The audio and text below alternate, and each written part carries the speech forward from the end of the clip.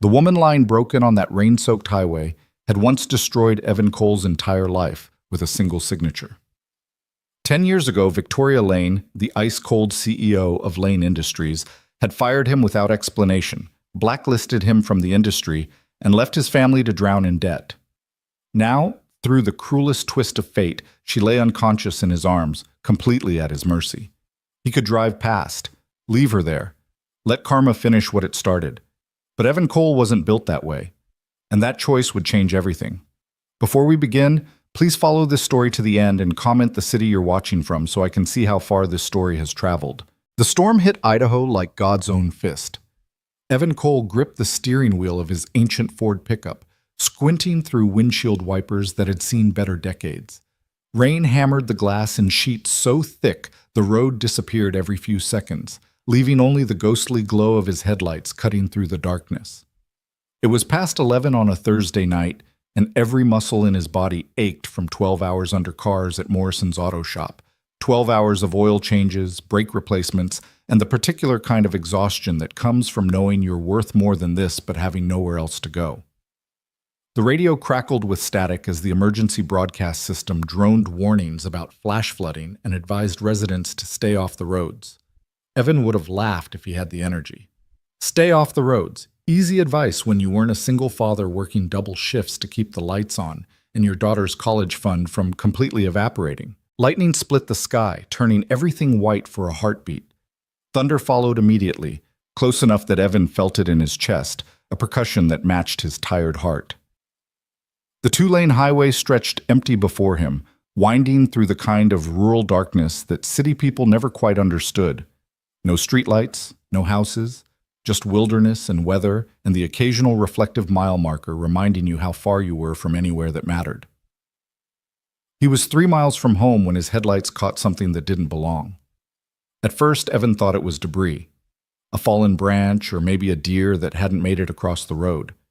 But as he drew closer, his foot instinctively moved from gas to brake, and his stomach twisted with a recognition that came before conscious thought. A person. Someone lying motionless on the shoulder of the highway.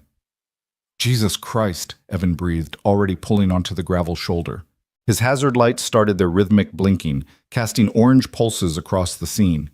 He grabbed the flashlight from his glove compartment, the good one he kept for emergencies, and stepped out into the storm. The rain hit him like a physical assault, instantly soaking through his work shirt and plastering his dark hair to his forehead. Wind whipped at his jacket as he jogged toward the figure, his boots splashing through puddles that had already formed in the road's uneven surface. The flashlight beam danced across wet pavement until it found her. A woman.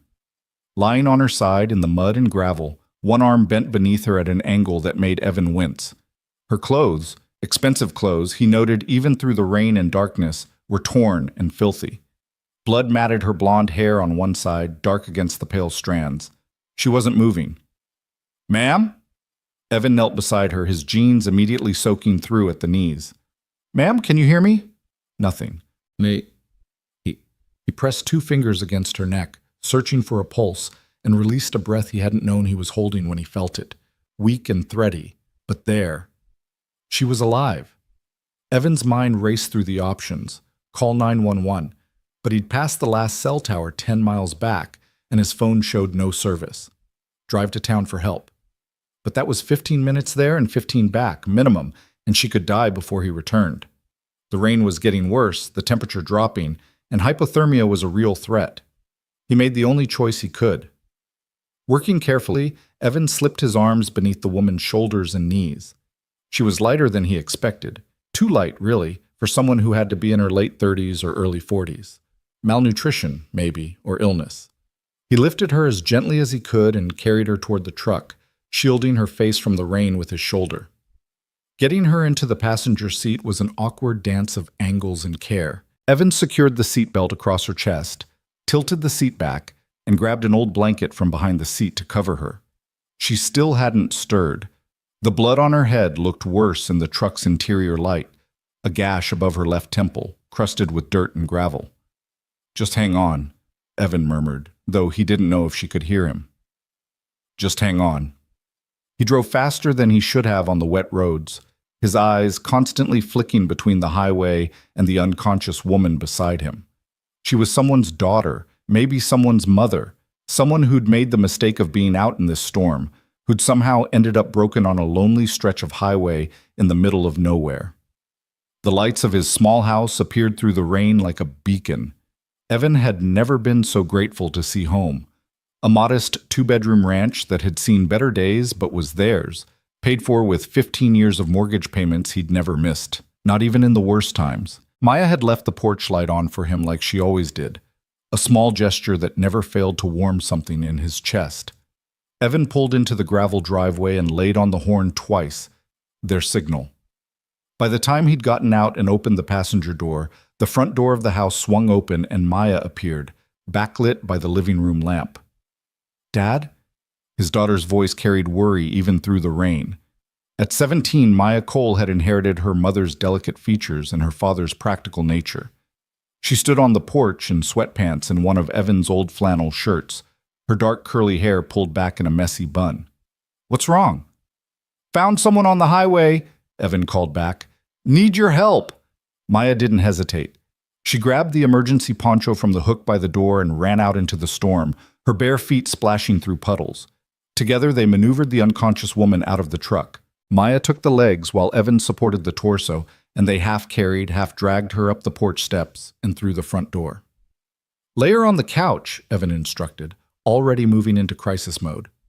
"Get the first aid kit from the bathroom, the big one, and grab all the clean towels you can find." Maya disappeared down the hallway while Evan carefully positioned the woman on their worn brown couch. He elevated her head slightly with a throw pillow and began a quick assessment. The head wound was the most obvious injury, but he checked her arms and legs for breaks, looked for signs of internal bleeding. His hands moved with practiced efficiency. Not medical training exactly, but the kind of emergency know-how you picked up raising a kid alone and living paycheck to paycheck where a hospital visit could mean financial disaster. "Here."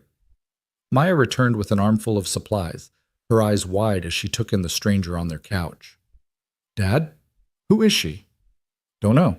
No ID that I could find." Evan opened the first aid kit and pulled on a pair of latex gloves. "She's in rough shape, though. Help me get these wet clothes off her. She needs to warm up, or hypothermia is going to be a problem." They worked in tandem, the easy coordination of two people who'd been a team for a long time. Maya retrieved dry clothes, sweatpants, and a soft t-shirt from her own drawer, while Evan carefully cleaned the head wound. It was deep, but not as bad as the blood had suggested. Head wounds always bled dramatically. He applied antiseptic, watching for any reaction that might indicate consciousness, but the woman remained still. "Is she going to be okay?" Maya asked softly, helping ease the stranger into dry clothes while maintaining what modesty they could. "I think so. Pulse is getting stronger, breathing's regular, probably a concussion at minimum. We'll keep an eye on her tonight, and if she doesn't wake up by morning, we'll get her to a hospital no matter what." They covered her with 2 heavy blankets and positioned a space heater nearby. Evan checked her pupils with a pen light, both responding, which was good, and made sure her airway was clear. Then there was nothing to do but wait. Maya made coffee while Evan changed out of his wet clothes and into dry jeans and a thermal shirt. The storm continued to rage outside, rain battering the windows and wind howling around the eaves. It was the kind of night that made you grateful for walls and a roof, for warmth and electric lights, and the simple comfort of safety. "This is insane," Maya said, curling up in the armchair across from the couch, cradling her coffee mug in both hands. "What do you think happened to her?" "Car accident, maybe. Could have wandered away from a crash scene. The head injury might have caused confusion." Evan settled into his own chair, keeping his eyes on their unexpected guest. "We'll find out when she wakes up." "If she wakes up," his mind whispered, but he didn't voice that particular fear. They took turns keeping watch through the night. Evan sent Maya to bed around 1 a.m., but she only lasted an hour before she was back, unable to sleep with a stranger in their house. He couldn't blame her. The whole situation felt surreal, like something that happened in movies or to other people, not to an exhausted mechanic and his daughter in their small Idaho town where the biggest excitement was usually the Friday night football game. Around 3 in the morning, the woman stirred for the first time. It was subtle, just a flutter of her eyelids and a soft moan, But Evan was on his feet immediately, moving to kneel beside the couch. Maya appeared at his shoulder, both of them leaning in as the stranger's face contorted in what looked like pain. "Ma'am?" Evan kept his voice gentle. "Can you hear me? You're safe. You're in my home. We found you on the highway." Her eyes opened slowly, unfocused at first. They were blue, Evan noticed. A striking pale blue that seemed almost gray in the lamplight. She blinked several times, her gaze wandering across the unfamiliar ceiling, the strange faces hovering above her before finally settling on Evan with something approaching awareness. "Where?" Her voice was barely a whisper, rough and dry. "Where am I?" "You're in my house, in Meridian, Idaho." Evan reached for the glass of water they'd kept ready. "I'm Evan Cole. This is my daughter Maya. We found you unconscious on Highway 20 during the storm. Do you remember what happened?" The woman's eyes drifted closed again, but this time it seemed like she was thinking rather than losing consciousness. When they opened, there was something sharper there, intelligence reasserting itself through the fog of injury and confusion. There was a car, headlights. I tried to..." She trailed off, frustration crossing her features. "I can't remember." "That's okay. Head injuries can do that. Can you tell me your name?" She hesitated, and for a moment Evan wondered if the injury had stolen even that basic piece of identity. Then she spoke, and the name hit him like a physical blow. "Victoria. Victoria Lane." The room seemed to tilt sideways. Evan Cole knew that name. Knew it the way you knew the name of a disease that had nearly killed you, or a natural disaster that had destroyed everything you'd built. Victoria Lane, CEO of Lane Industries, the woman who had single-handedly demolished his career and nearly destroyed his life 10 years ago. "Dad?" Maya's voice came from somewhere far away. "Dad, you okay? You look like you've seen a ghost." He must have made some sound, some sharp intake of breath or involuntary noise, because Victoria's eyes locked onto his face with sudden intensity. She studied him, and he watched as recognition dawned in those pale blue eyes. Recognition and something that might have been horror. "Oh my God," she breathed. "Evan Cole, you're... Oh my God." Maya looked between them, confusion written across her face. "You two know each other?" "We did," Evan managed, his voice sounding strange to his own ears. "A long time ago." Victoria tried to sit up, winced, and fell back against the pillow. "I worked for you. No, you worked for me. Lane Industries. You were..." She pressed a hand to her forehead, whether from pain or distress he couldn't tell. "You were the lead engineer on the Morrison project 10 years ago. Until you fired me." The words came out harder than Evan intended, carrying the weight of a decade's worth of bitterness and barely healed wounds. "Until you fired me without cause, blacklisted me in the industry, and made sure I could never work as an engineer again." Maya's coffee mug hit the side table with a sharp click. "Wait, this is her? The one who..." "Yeah." Evan stood up, needing distance, needing air. His mind was reeling, trying to process the impossible coincidence of finding this specific woman on that specific stretch of highway, of carrying his own destroyer into his home and saving her life. "This is her." Victoria's face had gone pale, paler than it already was, and her eyes glistened with what might have been tears. "Evan, don't." He held up a hand, surprised by how steady it was when everything inside him was shaking. "Just don't. Not right now." The silence that followed was broken only by the storm outside and the ticking of the ancient clock on the mantel, the one that had belonged to Evan's grandfather, one of the few things he'd managed to keep when everything else had been sold or repossessed. 10 years ago, Evan Cole had been going places. At 32, he'd been the youngest lead engineer at Lane Industries, a mid-sized tech manufacturing company with big ambitions. The Morrison project, a revolutionary new manufacturing process that could have changed the industry, had been his baby, his masterpiece. He'd poured everything into it, working 80-hour weeks, building a team, creating something genuinely innovative. And then Victoria Lane, who'd inherited the company from her father and was determined to make her mark, had called him into her office on a Tuesday morning and fired him. Effective immediately. No explanation beyond performance issues that didn't exist, No severance package, no reference letter, nothing. Within a week, he'd been blacklisted. Phone calls went unreturned. Interviews were mysteriously canceled. The industry he'd dedicated his adult life to had closed its doors in his face, and he'd never understood why. The months that followed had been the darkest of Evan's life. His wife Sarah, Maya's mother, had left him within 6 months, unable or unwilling to weather the storm. The house had nearly been foreclosed on.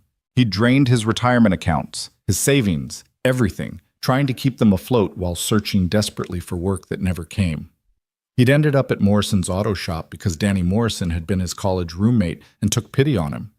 Mechanic work when you'd been a senior engineer felt like a special kind of defeat, but it paid the bills. Barely. And it let him be there for Maya, who'd been 7 years old and didn't understand why Daddy was sad all the time, why Mommy left, why they had to move to a smaller house and couldn't afford dance classes anymore. 10 years. 10 years of rebuilding from nothing, of swallowing pride and bitterness, of learning to find meaning in the smaller life he'd been forced into. 10 years of being a good father to Maya even when everything else had been stripped away. 10 years of wondering what he'd done to deserve what Victoria Lane had done to him. And now she was here, in his house, under his roof, helpless and injured and completely at his mercy. The irony was so sharp it could cut. "I should call someone for you," Evan said finally, his voice carefully neutral. "Someone who can come get you. Family? Friends?" Victoria's laugh was bitter and broken. "There's no one. My family." She closed her eyes. "There's no one to call." "A hotel, then. I can drive you to—" "The company's gone," Victoria interrupted, her voice barely above a whisper. "Lane Industries collapsed 18 months ago. Scandal. Fraud. It was all over the news. I lost everything. The business, my reputation, my marriage. Everything." Evan stared at her, trying to process this information. "What?" "I'm broke, Evan. Completely broke. I came out here because—" She gestured vaguely. "I don't even know why. Running, I guess. From debt collectors, from reporters, from the wreckage of my life. I was driving and the storm hit and I don't remember what happened next. Waking up here is the first clear memory I have." Maya had been quiet through this exchange, watching with the kind of intense focus she got when she was trying to understand something complicated. Now she spoke up, her voice carefully measured. "So you can't go anywhere. You have no money, no family to call, and you're injured. That about sums it up." Victoria's smile was ghastly. "I'm sure you're both thrilled about that." Evan ran a hand through his hair, exhaustion and confusion and too many complicated emotions warring inside him. The right thing, the moral thing, was obvious. You didn't throw an injured woman out into a storm, no matter who she was or what she'd done. You didn't abandon someone who needed help just because they'd once hurt you. But God, it was hard. "You'll stay here tonight," he said finally. "Tomorrow we'll figure out next steps. But right now you need to rest, and we all need to think." "Evan, I'm not doing this for you," he cut her off, needing her to understand. "I'm doing it because it's the right thing to do, because I'm not the kind of person who leaves people to die on the side of the road, even if maybe I should be." The look Victoria gave him was complicated, shame and gratitude and something that might have been grief all tangled together. "Thank you," she whispered. "I don't deserve it, but thank you." Evan didn't respond to that. He stood up, suddenly desperate for space, for air, for a moment alone to process the impossibility of this night. "Maya, can you sit with her? I need to—" He didn't finish the sentence, just walked out onto the porch, letting the screen door bang shut behind him. The storm had lessened to a steady rain, the violence having moved east. Evan stood under the porch roof, watching water drip from the eaves, his hands shaking slightly as he gripped the railing. The wood was rough under his palms, solid and real, an anchor point in a night that had gone completely sideways. Victoria Lane, here, in his house. The universe had to be laughing. Behind him, through the window, he could hear Maya's voice, gentle and questioning, and Victoria's softer responses. His daughter was too kind for her own good sometimes, too willing to see the best in people. She'd grown up knowing what her father had lost, knowing the before and after of their lives, but she'd been too young to truly understand the weight of it, the profound injustice. Evan had worked hard not to poison her with his bitterness. He'd never wanted Maya to grow up angry or cynical, to see the world as a place that would betray you without warning. So he'd swallowed the rage, processed the hurt in private, and built a life that was smaller but good enough for both of them. And now the architect of his downfall was sleeping on his couch, broken and alone, with nowhere else to go. The screen door creaked open behind him. Maya stepped out, wrapping her arms around herself against the chill. For a long moment they stood together in silence, father and daughter, listening to the rain. "Are you okay?" Maya asked finally. "I don't know," Evan admitted. I never thought I'd see her again. Never wanted to. She looks terrible, like really terrible. Did you see how thin she is? And her hands, they're all scarred up." "I noticed." "She's been through something bad, Dad. Maybe multiple bad somethings. That doesn't erase what she did to us." "No," Maya agreed. "It doesn't, but maybe—" She hesitated, choosing her words carefully. "Maybe it means something that you still helped her. That when it mattered, you did the right thing." Evan looked at his daughter, 17 years old and already wiser than he'd been at 30. "When did you get so grown up?" Maya smiled slightly. Someone had to be the adult in this family. "Hey now." But he was smiling too, just a little, despite everything. They went back inside together. Victoria had fallen asleep again, or lost consciousness, it was hard to tell which, but her breathing was even and her color was better. The immediate danger had passed. Whatever else this night had brought, she would live. Evan settled into his chair and pulled an old quilt over his lap. Maya curled up in the other chair with a blanket of her own. They'd keep vigil through what remained of the night, taking turns dozing, making sure their unexpected and deeply unwelcome guest stayed stable. Outside, the storm finally broke. The rain tapered to drizzle, then mist, then nothing at all. By the time dawn began to gray the eastern sky, the clouds had parted enough to show stars, cold and distant and indifferent to the small human dramas playing out below. Evan watched Victoria sleep and tried not to think about all the ways his life had been shattered 10 years ago. Tried not to remember the feeling of being erased from his own profession, of watching everything he'd worked for disappear like it had never existed. Tried not to feel the bitter satisfaction that came from seeing his destroyer brought so low. But he also couldn't help remembering something his grandfather had told him once, back when Evan was young and the world seemed simple. The measure of a man isn't what he does when it's easy. It's what he does when it's hard, when nobody's watching, when doing the right thing costs him something. This cost him something, having Victoria Lane in his home. Cost him peace of mind, cost him the comfort of old grievances, cost him the clean simplicity of righteous anger. But Evan Cole had been measured by hardship before and refused to be found wanting. He'd survived the destruction of his career, a divorce, near poverty, and the complete rebuilding of his life from scratch. He'd survived all of it with his integrity intact, with his ability to be a good father preserved, with his fundamental decency still operational. He could survive this too. And maybe, though he barely dared think it, maybe this impossible situation held some kind of answer, some explanation for why his life had been derailed a decade ago, some closure to a wound that had never quite healed. As the sun rose over the Idaho mountains, painting the wet world in shades of gold and amber, Evan made a decision. He would help Victoria Lane, not for her sake, but for his own. He would do the right thing because that was who he was, who he'd always been, even when the universe had given him every reason to be someone else. But he would also get his answers. He would understand, finally, why everything had been taken from him.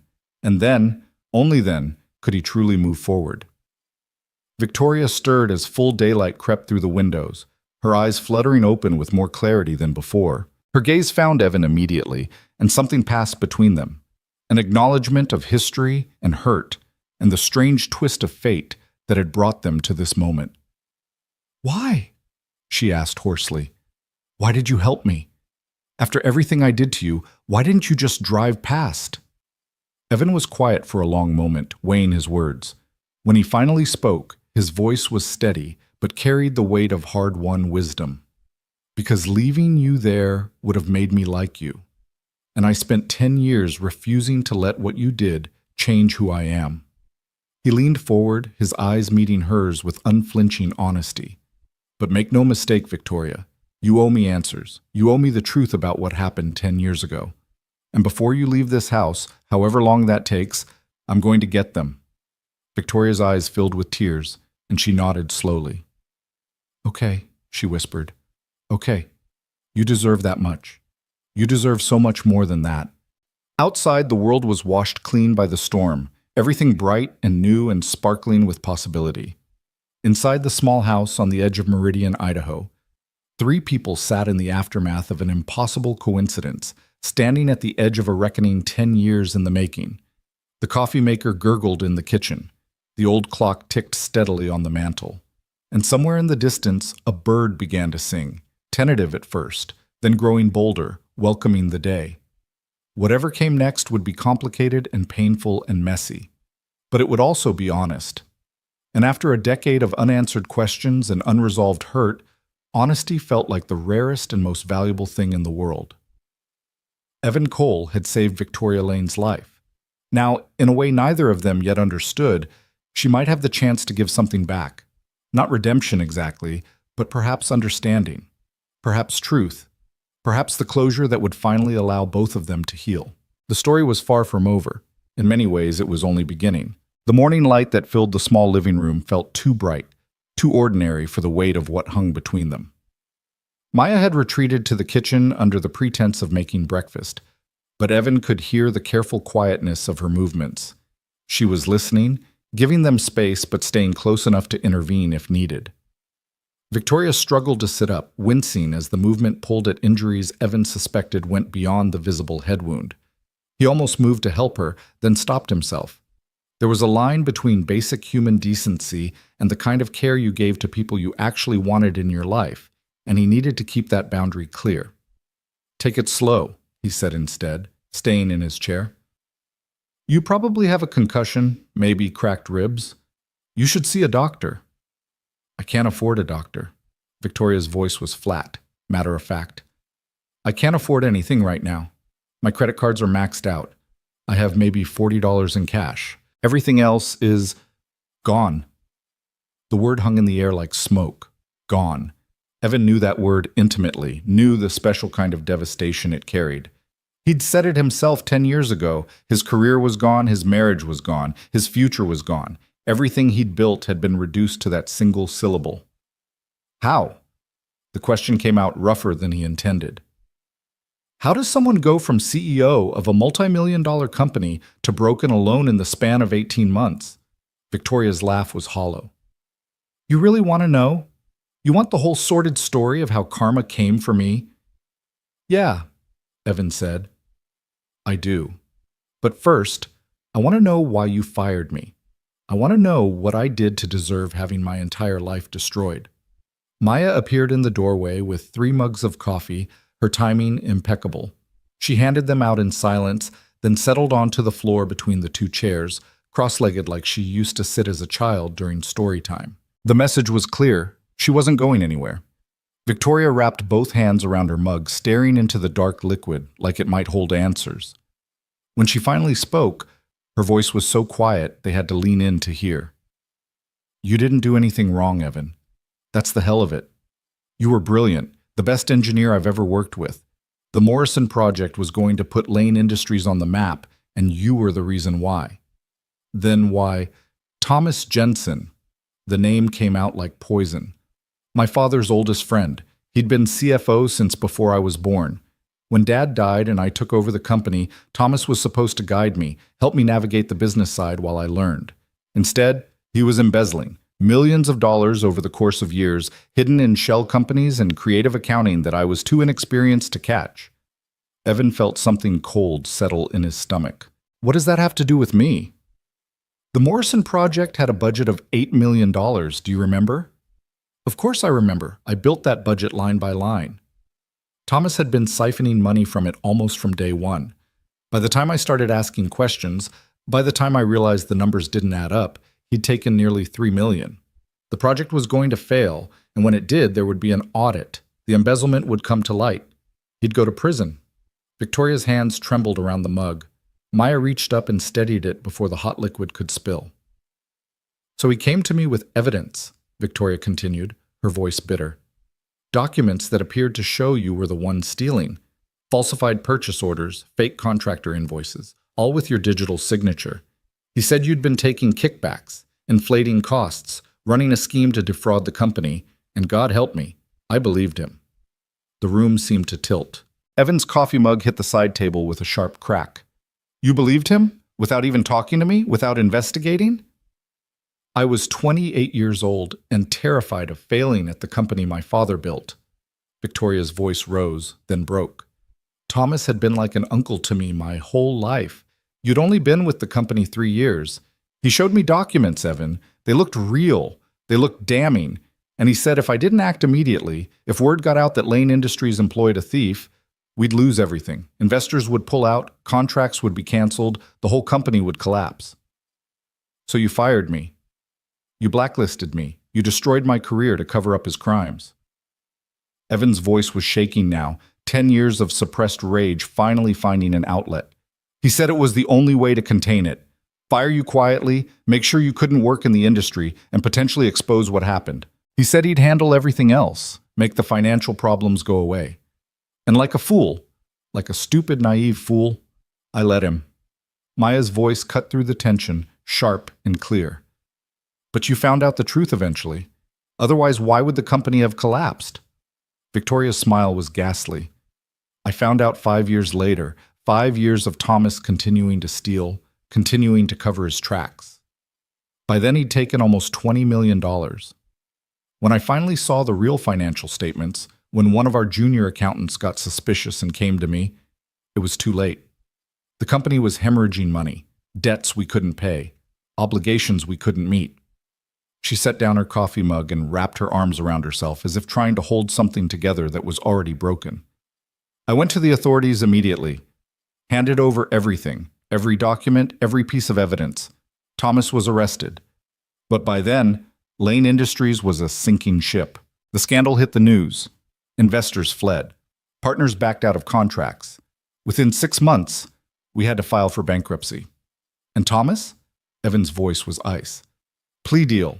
He gave back some of the money, cooperated with the investigation into his shell companies, got 7 years, will probably serve 4. Victoria's face twisted with contempt. Meanwhile, I lost everything. The company my grandfather founded that my father built into something real. Gone. My reputation? Destroyed. I was the CEO who let it happen, who was too stupid to see what was right in front of her face. You were the scapegoat, Maya said softly. I was the failure.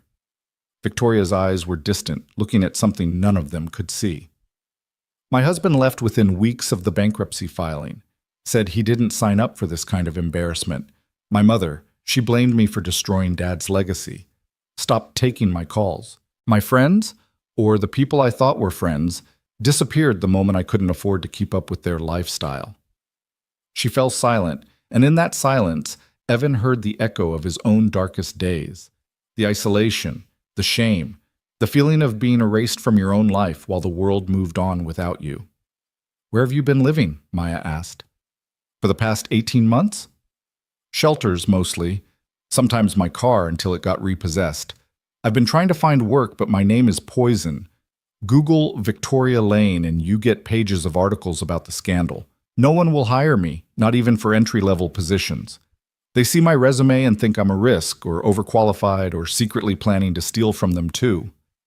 The parallel was so obvious it hurt. Evan had lived that same nightmare, been that same pariah, carried that same invisible mark that told the world he was untouchable. Why Idaho? He asked. Why here? Victoria's laugh was broken. I had an aunt in Boise, my mother's sister.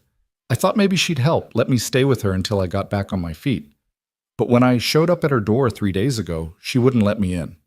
Said she couldn't have that kind of trouble in her life. Told me my mother had asked her not to help me, to let me, what were the words? Face the consequences of my choices. Maya made a small sound of distress. Evan felt his jaw tighten. Whatever Victoria had done, whatever mistakes she'd made, the cruelty of being abandoned by your own family struck a chord he couldn't ignore. He'd been there too, watching his wife walk out, listening to former friends make excuses why they couldn't help. I was driving because I didn't know what else to do, Victoria continued. No destination, just moving because stopping meant dealing with everything. The storm hit, and I pulled over because I couldn't see. I must have gotten out of the car. I don't remember why. Maybe I heard something or thought I saw something. The next thing I remember is headlights, bright and close, and then nothing until I woke up here. Your car, Evan said. Where is it? I don't know. Somewhere on Highway 20, I guess, if it hasn't been towed. Evan ran a hand through his hair, his mind racing. Every instinct told him to maintain distance, to get Victoria well enough to leave and then wash his hands of the whole situation. She'd explained what happened, given him the closure he'd demanded. That should be enough.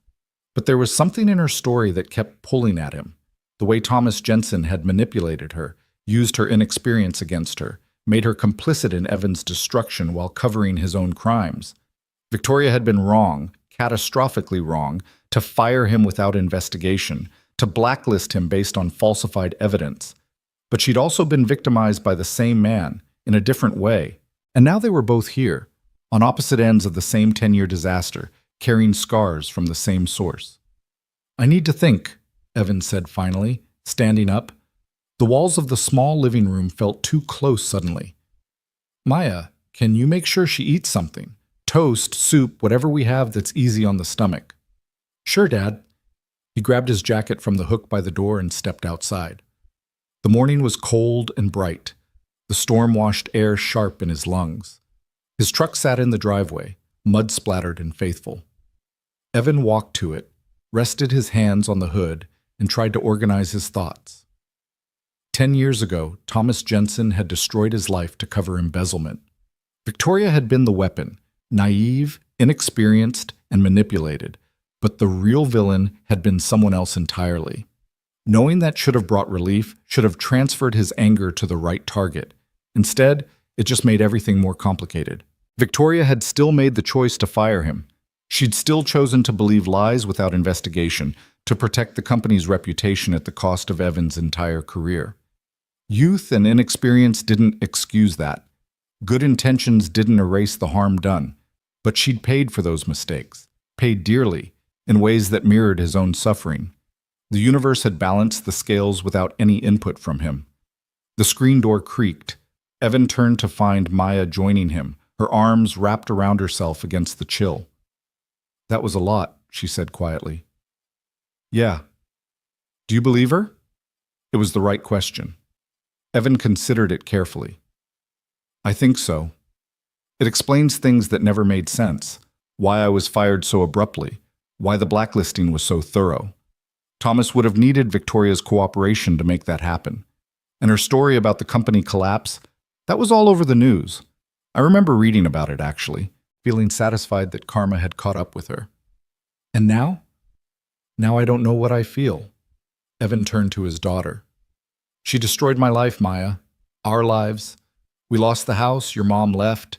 We had to start over from nothing. I drove past our old neighborhood last year, saw the house we used to live in. Remember it? Barely. I was so young. It had a real yard, a good school district. I was going to teach you to ride a bike in that driveway. His voice caught. Instead, I taught you in the parking lot of our apartment complex the year after we lost everything. I wanted to give you so much more than what we ended up with. Maya stepped closer and took his hand. Her fingers were cold, but her grip was firm. Dad, you gave me everything that mattered. I don't remember the old house, but I remember you being there every day, showing up, making sure I had what I needed. We didn't have money, but we had each other, and that was enough. You deserved better. Maybe, but I got pretty lucky in the dad department. She squeezed his hand. And yeah, what Victoria did was terrible, but she was lied to, manipulated by someone she trusted. If you'd been in her position, 28 years old, terrified, presented with what looked like proof of theft, what would you have done? Evan wanted to say he would have been smarter, more careful, more just, but honesty compelled a different answer. I don't know. Maybe the same thing. Probably not. I'd like to think I'd investigate, but I can't say for certain. They stood in silence, watching a neighbor's cat pick its way across the wet grass. What are you thinking? Maya asked finally. I'm thinking that revenge isn't as satisfying as I thought it would be. I'm thinking that seeing someone who hurt you suffer doesn't actually heal your wounds. It just opens theirs. And I'm thinking that I spent 10 years being angry at the wrong person, while the man who actually destroyed both our lives got away with a slap on the wrist. So what do we do? The right thing, I guess, whatever that is. Evan looked back at the house, where Victoria Lane sat on their couch, broken and alone. She stays until she's well enough to travel. I'll help her find her car, see if it's salvageable. Beyond that, I don't know yet. They went back inside to find Victoria had fallen asleep again, her head tilted awkwardly against the couch arm. In sleep, the lines of stress and suffering on her face softened slightly. She looked younger, more vulnerable, less like the powerful CEO from Evan's memories, and more like someone who'd been ground down by circumstances beyond her control. Maya covered her gently with an extra blanket, then disappeared into the kitchen to make the promised food. Evan settled back into his chair, watching his destroyer sleep in his living room, and tried to figure out how to move forward when the past kept pulling him back. The hours passed quietly. Victoria woke occasionally, ate a little soup, answered questions about her symptoms to determine if she needed emergency medical care. The concussion seemed mild, the other injuries painful but not life-threatening. Rest was the best medicine, and Evan's couch was as good a place as any for that. Around noon, Evan called Morrison's auto shop to let them know he wouldn't be in. Danny Morrison, still his college roommate, still his friend even after everything, took one look at the situation when Evan briefly explained it and told him to take whatever time he needed. "You found who on the highway?" Danny's voice was incredulous through the phone. "Victoria Lane. The Victoria Lane." A long whistle. "Man, when you pick up strays, you don't mess around. You okay?" "I'm processing. Listen, I might need to borrow the tow truck later. She's got a car stranded somewhere on Highway 20. It's yours whenever you need it. And Evan, call me if this gets weird, okay? If you need backup or just someone to vent to." "Thanks, Danny." The afternoon brought unexpected complications.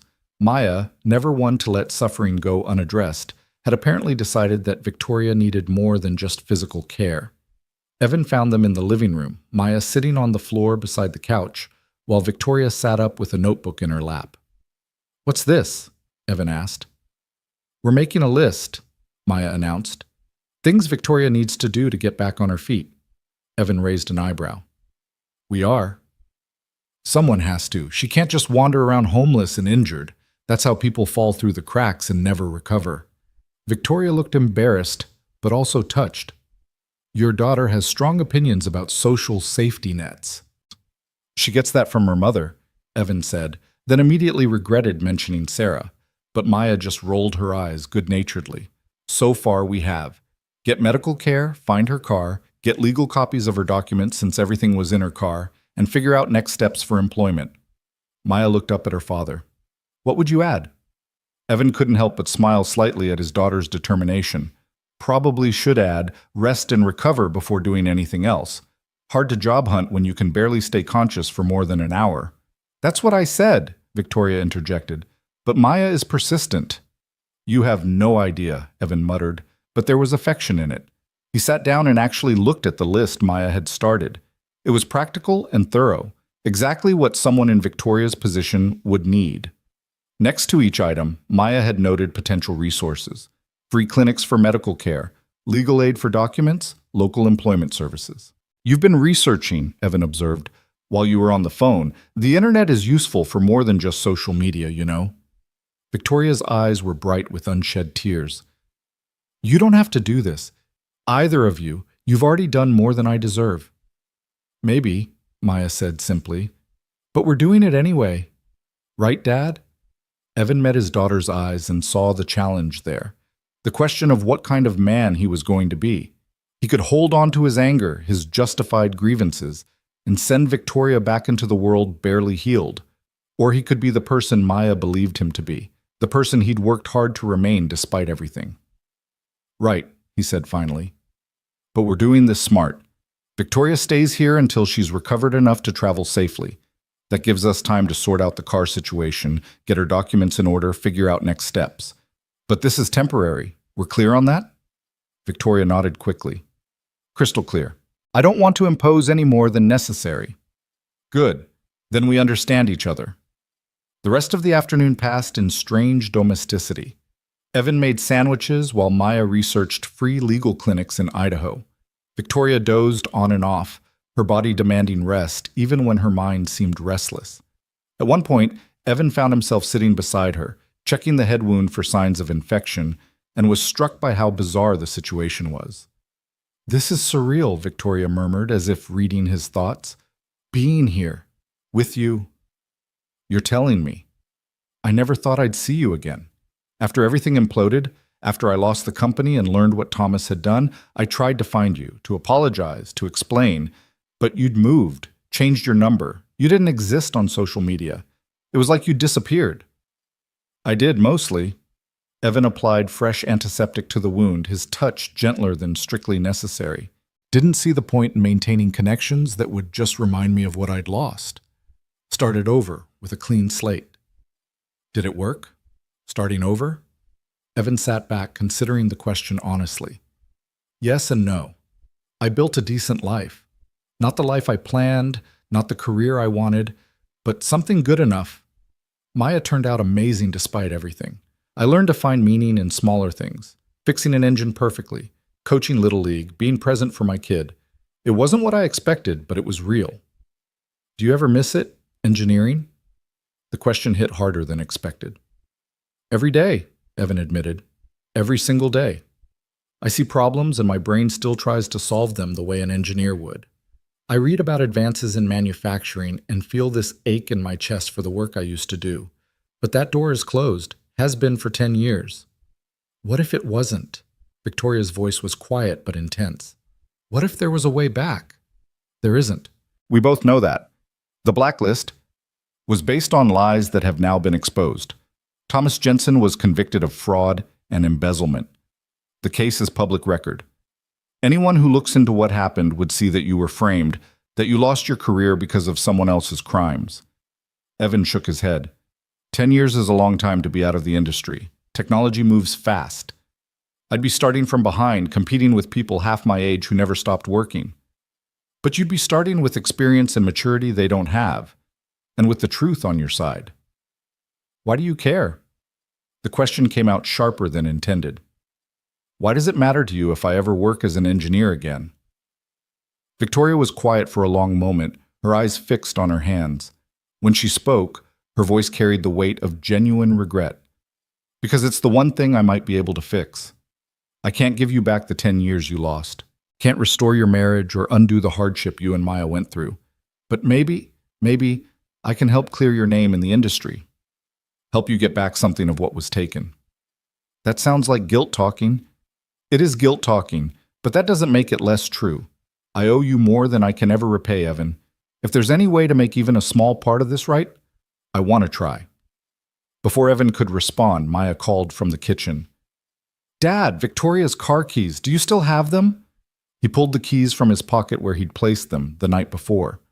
They were attached to a simple keychain with a rental company logo. It's a rental, he called back. That's actually good news, Maya said, appearing in the doorway with her phone. Rental companies have GPS tracking. We can find out exactly where the car is. Might even still be there if it's off the main road. Evan looked at the keys, then at Victoria.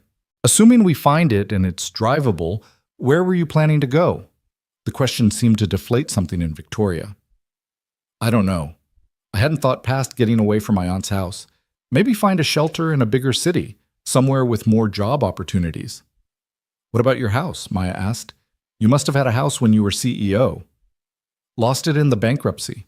Everything was liquidated to pay debts. The house, cars, jewelry, furniture.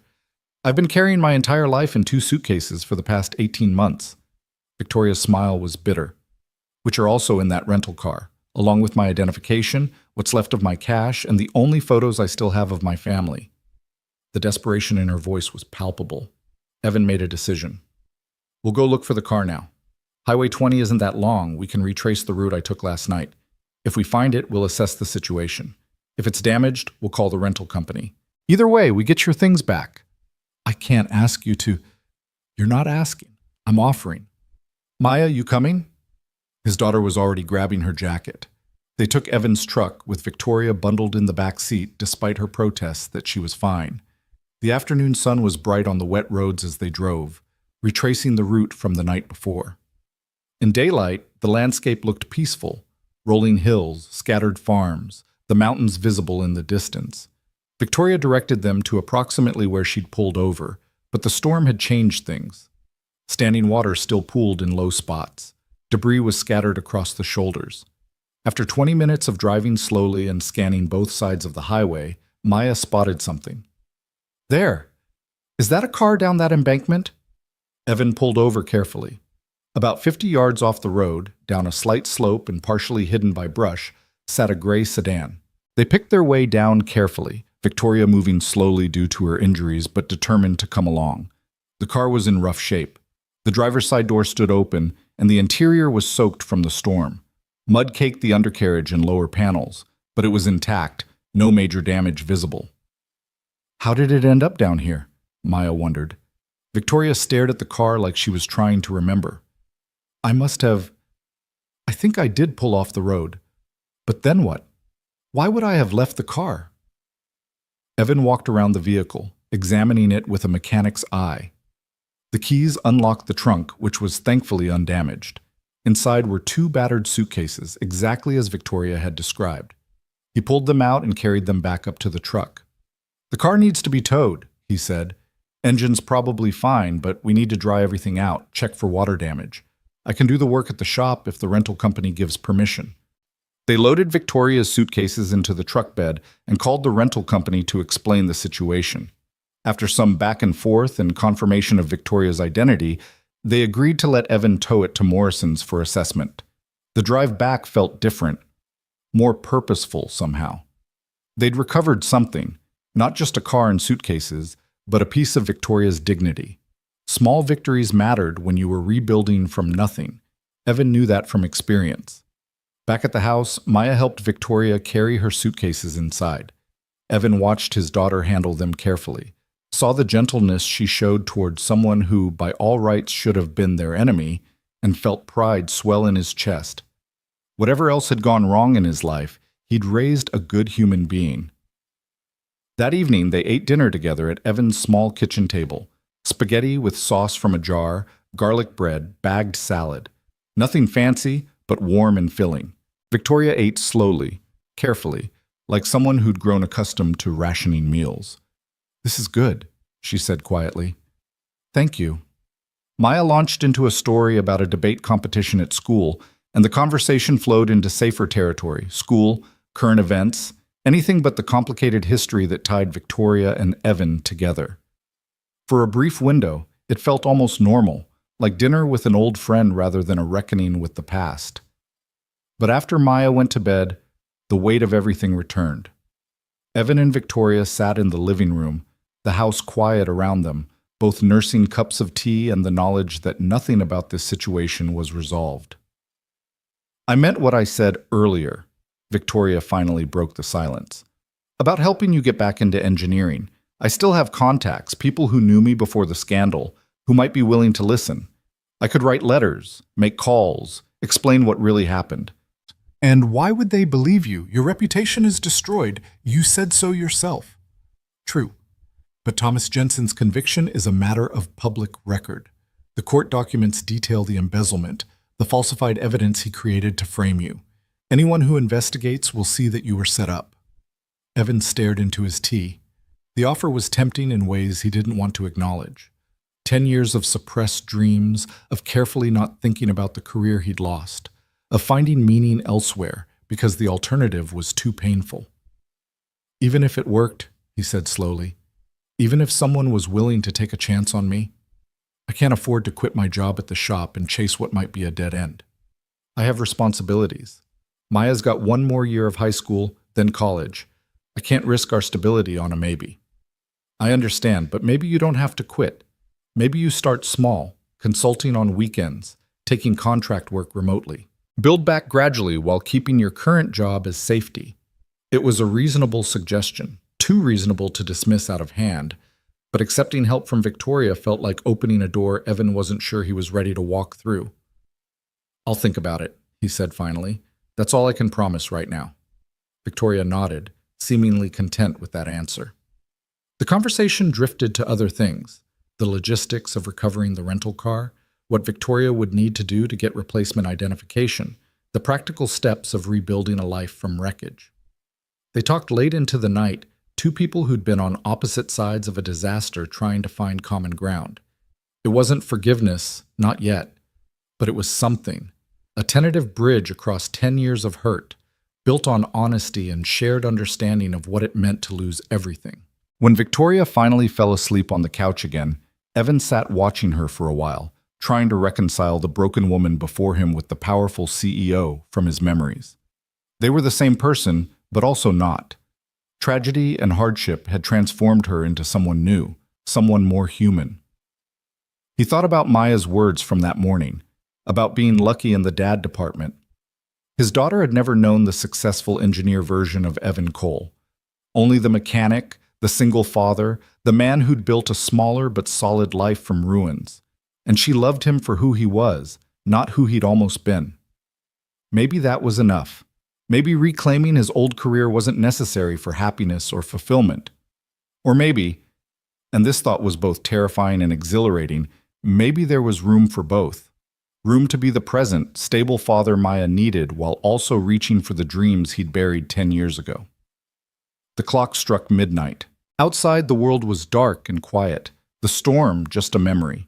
Inside, three people slept under the same roof, connected by tragedy, separated by history, and bound together by the strange mercy of fate. Tomorrow would bring new challenges. But tonight, they'd survived the first day of this impossible situation. That was something. That was a start. Morning came with their smell of coffee and the sound of Maya moving quietly through the kitchen, trying not to wake their guest.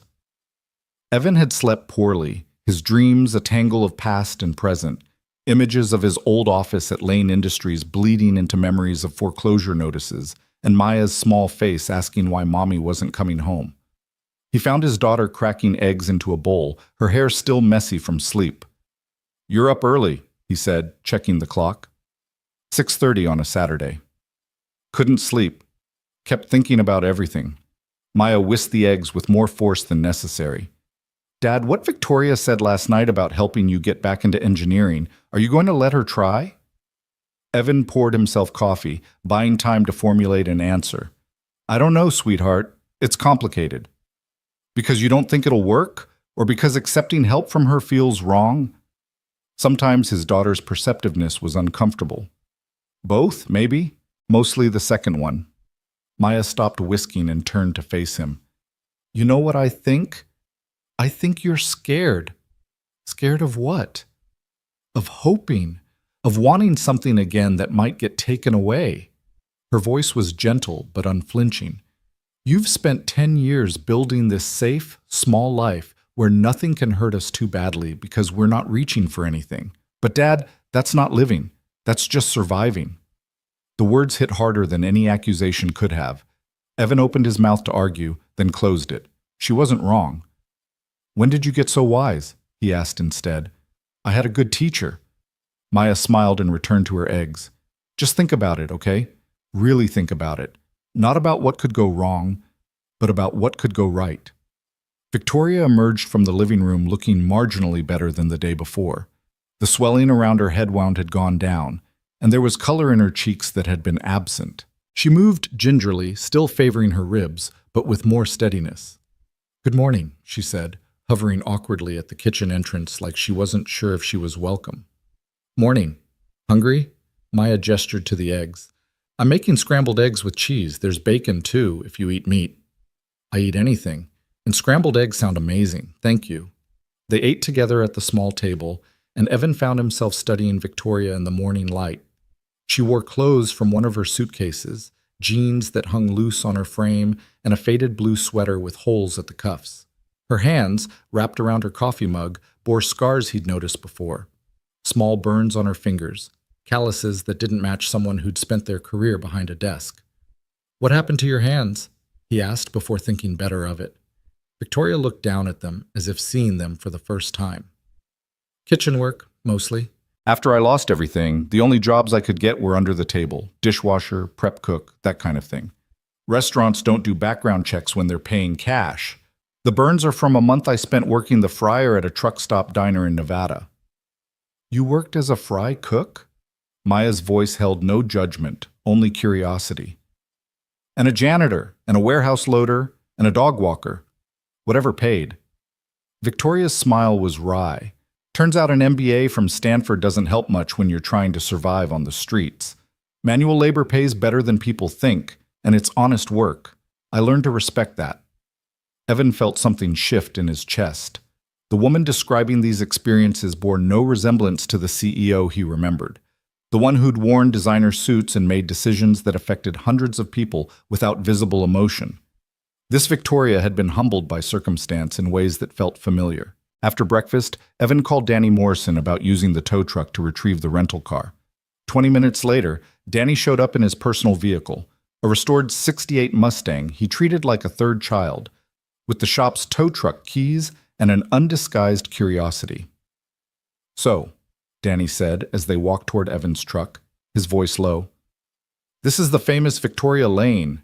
Don't start. I'm not starting anything, just observing that life has a weird sense of humor." Danny handed over the keys. "The tow truck's at the shop. Bring it back whenever. And Evan, be careful, man. I know you've got a good heart, but this situation is complicated as hell." "You think I don't know that?" "I think you're the kind of guy who jumps into freezing water to save someone who's drowning, even if they're the one who pushed you in originally." Danny clapped him on the shoulder. "Just make sure you don't drown yourself in the process." The words stuck with Evan as he drove to the shop, with Victoria in the passenger seat and Maya following in his truck. The tow truck was a beast, 10 years old and temperamental, but reliable when treated right. Victoria watched him perform his pre-drive check with professional efficiency. "You're good at this," she observed. "The mechanical work. You move like someone who knows what they're doing." "I've had 10 years to learn. Danny taught me most of it. Turns out some engineering principles translate to auto repair." Evan secured the last safety check. "Ready?" They drove back to Highway 20 in comfortable silence. The morning was bright and clear, the storm's aftermath visible only in scattered debris and standing water. When they reached the embankment where the rental car sat, Evan maneuvered the tow truck with practiced ease. "I'll need to go down there to hook it up," he said. "You two stay up here." But Victoria was already opening her door.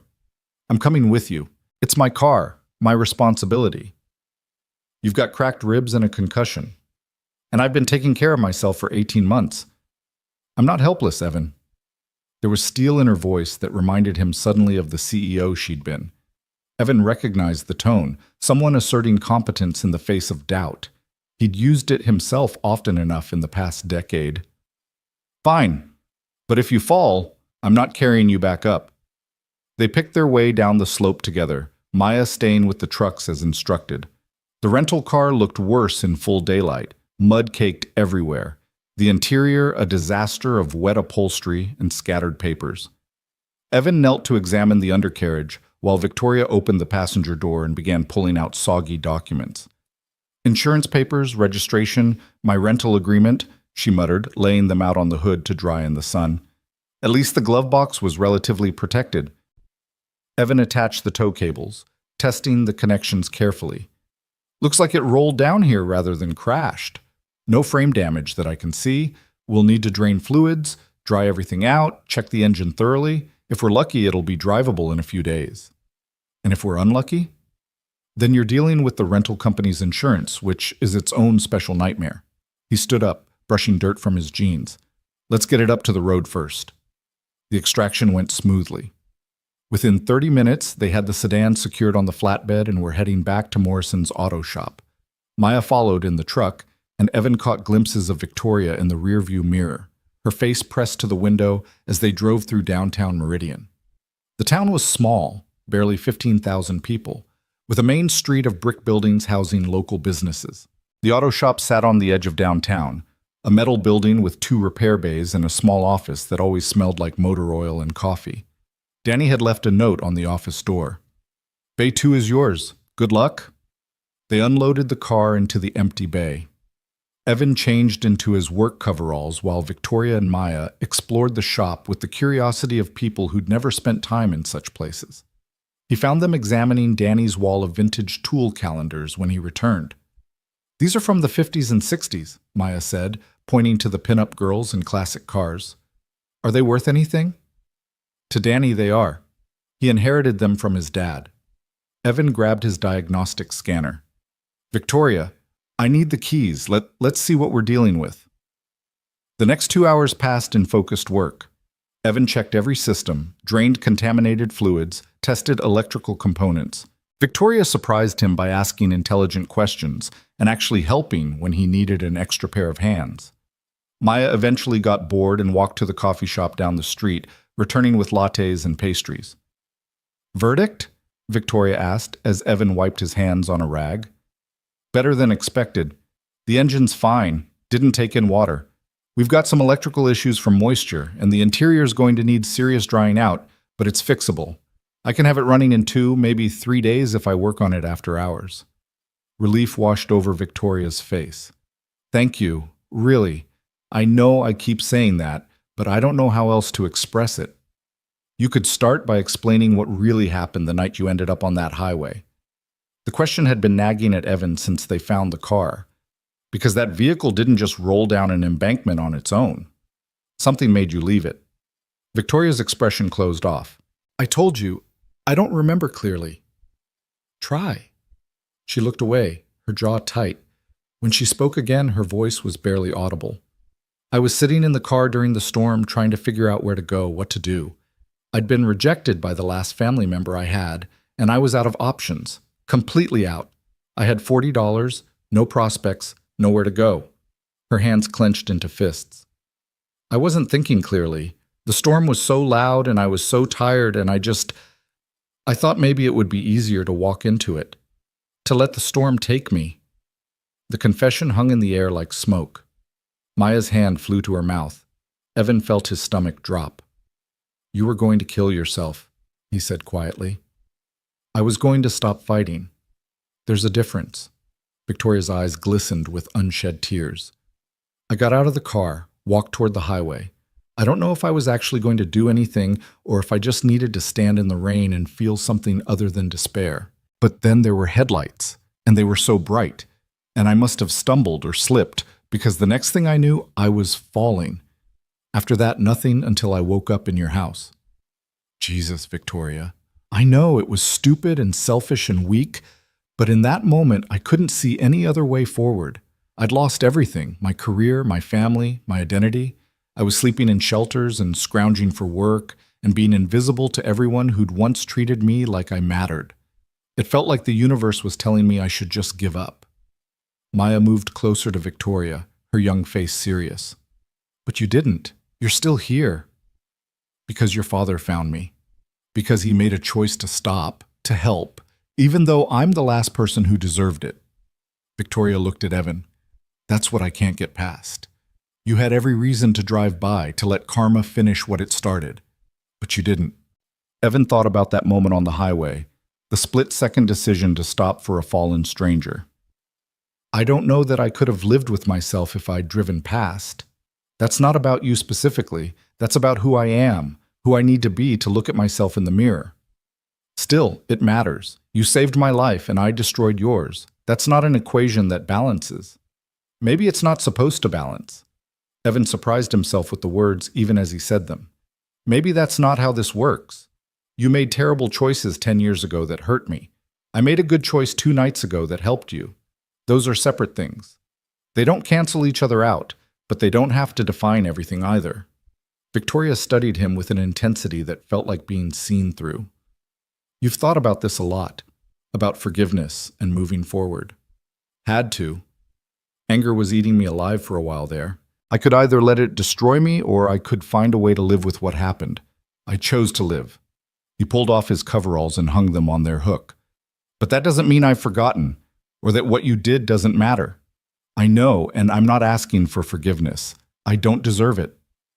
"Maybe not, but you deserve the chance to try to make things right." "That's different." They locked up the shop and drove back to the house in thoughtful silence. The conversation had shifted something between them, brought an honesty that was uncomfortable but necessary. Maya sat in the back seat, unusually quiet, processing what she'd learned about how close Victoria had come to giving up entirely. That afternoon, Victoria insisted on helping around the house despite her injuries. She folded laundry with Maya, helped Evan fix a leaky faucet in the bathroom, and made dinner, a simple pasta dish that was surprisingly good. Watching her move through his kitchen, Evan was struck by how quickly the surreal had become almost normal. After dinner, while Maya did homework at the kitchen table, Evan found Victoria standing at the living room window, staring out at the darkening street. "What are you thinking about?" he asked. "Thomas Jensen?" Her voice was hard.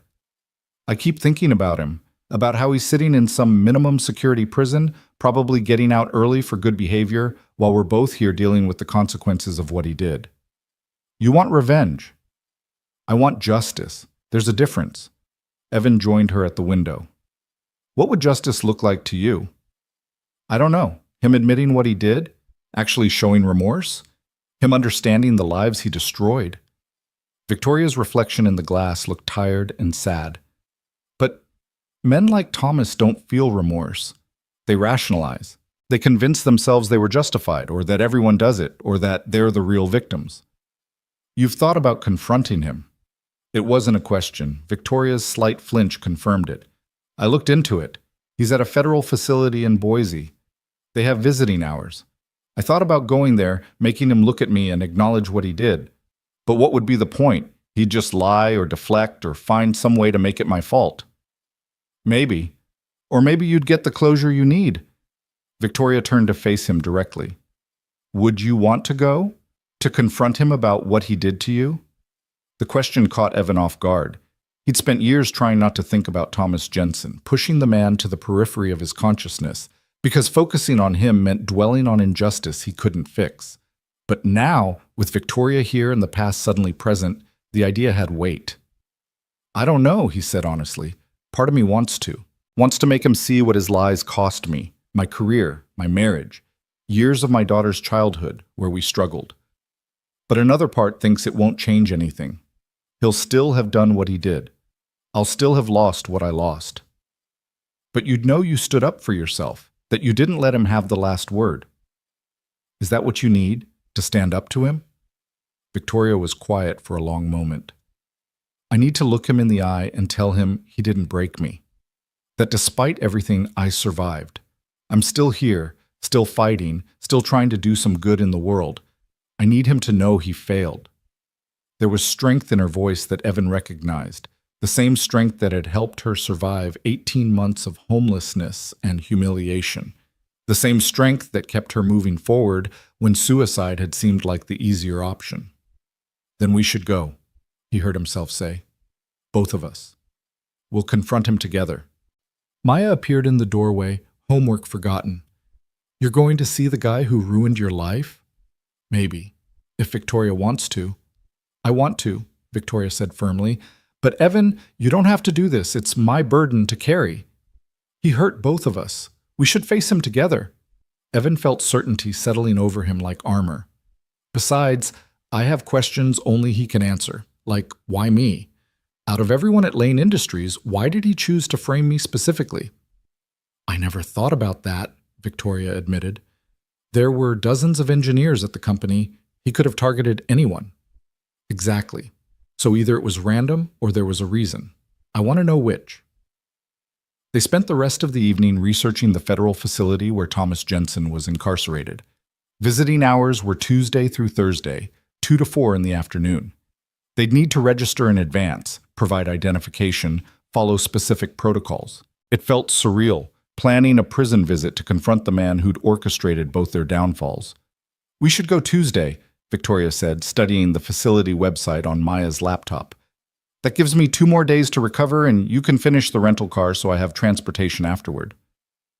The casual mention of leaving hit Evan unexpectedly hard.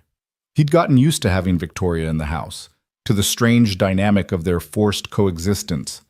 The thought of her leaving, returning to homelessness and uncertainty, sat wrong in his chest. "Where will you go?" he asked. "After Tuesday?" Victoria's fingers stilled on the keyboard. I don't know. Find another shelter, I guess. Maybe try Boise. It's bigger. Might have more opportunities. I can't stay here forever, Evan. You've already done more than enough. You could stay a little longer, Maya interjected, until you're really healed, and until we figure out that list we made, getting your documents, finding work, stuff like that. Maya, Victoria's voice cracked slightly. You're very kind, but I've imposed too much already. It's not imposing if we're inviting you. Maya looked at her father. Right, Dad? Evan found himself at a crossroads. The safe choice was to let Victoria leave as planned, to return to the uncomplicated life he'd built. But Maya was right. Sending an injured woman with nowhere to go back onto the streets felt wrong in ways he couldn't rationalize away. Stay through the week, he said finally, at least until we see Thomas and you're fully recovered. Then we'll reassess. The relief on Victoria's face was palpable. Thank you. I promise I won't be a burden. I can help around the house, maybe pick up some work in town if anyone's hiring. Let's get through Tuesday first, Evan interrupted. One crisis at a time. That night, Evan lay in bed staring at the ceiling, thinking about the prison visit ahead. He'd spent 10 years believing Victoria Lane was the villain in his story, the person who'd destroyed everything he'd worked for. Learning the truth, that she'd been manipulated, that Thomas Jensen was the real architect of his downfall, had shifted the narrative in ways he was still processing. But knowing didn't automatically heal. Understanding why something happened didn't erase the pain of having lived through it. The years of struggle, the humiliation of downward mobility, the loss of his marriage, those scars remained, regardless of who'd wielded the knife. Still, there was something clarifying about having a target for his anger that actually deserved it. Thomas Jensen had looked him in the eye 10 years ago, had shaken his hand at company meetings, had praised his work on the Morrison project, all while planning to destroy him. That kind of calculated cruelty demanded confrontation. Sunday passed quietly. Evan worked on the rental car while Victoria and Maya tackled deep cleaning the house, a project that had been neglected during Evan's busy work schedule. He came home to find furniture rearranged, windows sparkling, and the smell of lemon cleaner everywhere. We got bored, Maya explained, and Victoria said cleaning is therapeutic. It is, Victoria confirmed, looking more animated than Evan had seen her. Gives you control when everything else feels chaotic. Plus, your house deserves some attention. When's the last time you cleaned behind the refrigerator? I don't want to talk about it. They ordered pizza for dinner and watched a movie. Some comedy Maya had been wanting to see. Evan found himself laughing genuinely, the tension of the past days easing slightly.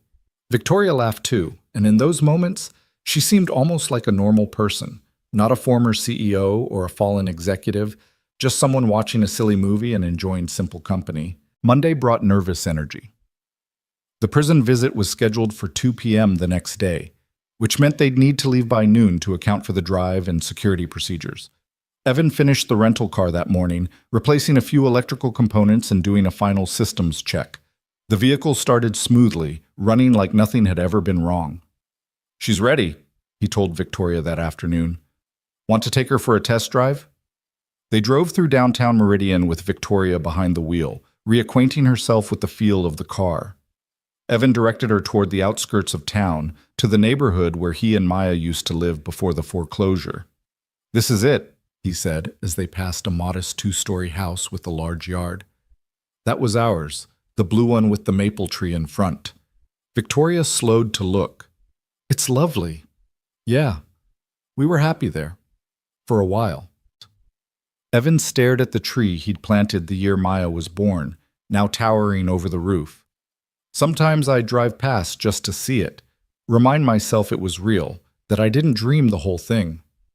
Do you regret it, the life you lost? Every day. But I don't regret who I became because of losing it. Does that make sense? Victoria nodded slowly. It does. I regret destroying my father's company. I regret trusting Thomas. I regret not being brave enough or smart enough to see what was happening. But I don't regret what survival taught me. I know things now about resilience, about human nature, about what actually matters, that I never would have learned from the top of the corporate ladder. They drove back in thoughtful silence. The conversation had revealed another layer of unexpected common ground. Both of them had been broken by circumstances tied to Thomas Jensen, and both had found strange wisdom in the wreckage. That evening, they planned the next day's confrontation. Maya offered to come along for moral support, but Evan firmly vetoed that idea. "This isn't something you need to see or be part of," he told his daughter. "You've got school anyway. We'll tell you all about it afterward. Promise you'll be safe? Prison visits seem sketchy. It's a minimum security federal facility, not Alcatraz. We'll be fine." But that night, lying in his bed while Victoria slept on the couch and Maya was safe in her room, Evan felt the weight of what they were about to do. Confronting the man who'd destroyed his life felt simultaneously necessary and terrifying. What if Thomas was unrepentant? What if he laughed at them? What if the confrontation brought no closure, just more pain? He thought about Victoria's determination to tell Thomas he hadn't broken her. That took courage, standing before your destroyer and claiming victory over their worst intentions. Evan wanted that courage too. Wanted to look Thomas Jensen in the eye and show him that despite everything, despite the calculated cruelty and the stolen decade, Evan Cole had survived, had built something good, had raised an incredible daughter and maintained his integrity and remained capable of compassion even toward those who'd hurt him most. That was the real victory. Not career success or financial security, but remaining fundamentally decent in the face of profound injustice. Thomas Jensen had taken many things from Evan, but he hadn't taken that, couldn't take it, because it wasn't his to steal. Morning came bright and cold. Evan dressed carefully, not quite formal, but respectful. Dark jeans, a button-down shirt, his good leather jacket.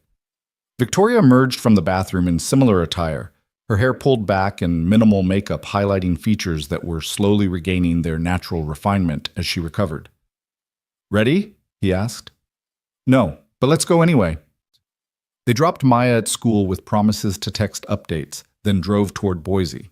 The federal facility was about an hour away, giving them plenty of time to arrive early. Neither spoke much during the drive, both lost in their own thoughts about what lay ahead. The prison was exactly what Evan expected. Institutional beige buildings surrounded by fencing, security checkpoints at the entrance, an atmosphere of controlled sterility. They went through registration, surrendered their phones and personal items, submitted to security screening. The guards were professional but detached, having processed thousands of visitors and long past finding any individual story compelling. They were directed to a visiting room that looked like a school cafeteria, tables bolted to the floor, plastic chairs, vending machines along one wall. Other visitors sat at various tables, talking quietly with inmates in khaki uniforms. The whole scene felt surreal. "Mr. Cole? Ms. Lane?" A guard approached with a clipboard. "Thomas Jensen will be brought out shortly. You'll have 1 hour. Keep conversation appropriate. No physical contact. If there are problems, raise your hand and we'll intervene. Understood?" They both nodded. Evan's heart hammered in his chest as they chose a table in the corner, relatively private but still visible to the guards. Victoria sat beside him rather than across, presenting a united front. "Whatever happens," she said quietly, "whatever he says, remember why we came. To tell our truth. That's all we can control." Before Evan could respond, a door opened and Thomas Jensen walked through it. 10 years had changed the man. Evan remembered him as robust and confident, with silver hair and expensive suits that screamed success. The man shuffling toward them was diminished, thinner, grayer, shoulders hunched in the defensive posture of someone who'd learned to make himself small. But his eyes were the same, sharp and calculating, assessing them even as he approached. "Well," Thomas said as he sat down across from them, his voice carrying false joviality. "This is unexpected. Victoria Lane and... I'm sorry, I don't recall your name." "Evan Cole, lead engineer on the Morrison project, the man you framed for embezzlement 10 years ago." Recognition flickered across Thomas's face, followed quickly by something that might have been irritation. "Ah, yes, the engineer. I wondered if you'd ever figure it out." The casual admission hit like a slap. No denial, no pretense, just acknowledgement delivered with the boredom of someone discussing the weather. Victoria leaned forward, her voice tight with controlled anger. "That's it? That's all you have to say? You destroyed his career, stole millions from my company, and you're acting like it was nothing? Thomas shrugged, the gesture infuriating in its indifference. It was business, Victoria. Nothing personal. You were in over your head running the company, and Cole here was too smart for his own good. I needed someone to take the fall for the financial discrepancies, and he was convenient. Convenient. Evan's hands clenched into fists under the table. You destroyed my life because I was convenient? Oh, don't be dramatic. I didn't destroy anything. You rebuilt, didn't you? Found work somewhere. That's what people do. They adapt. Thomas's smile was patronizing. If anything, I probably did you a favor. Engineering is cutthroat. Maybe you weren't tough enough for it anyway. The words were designed to wound, to belittle. Evan felt rage surge through him, hot and immediate.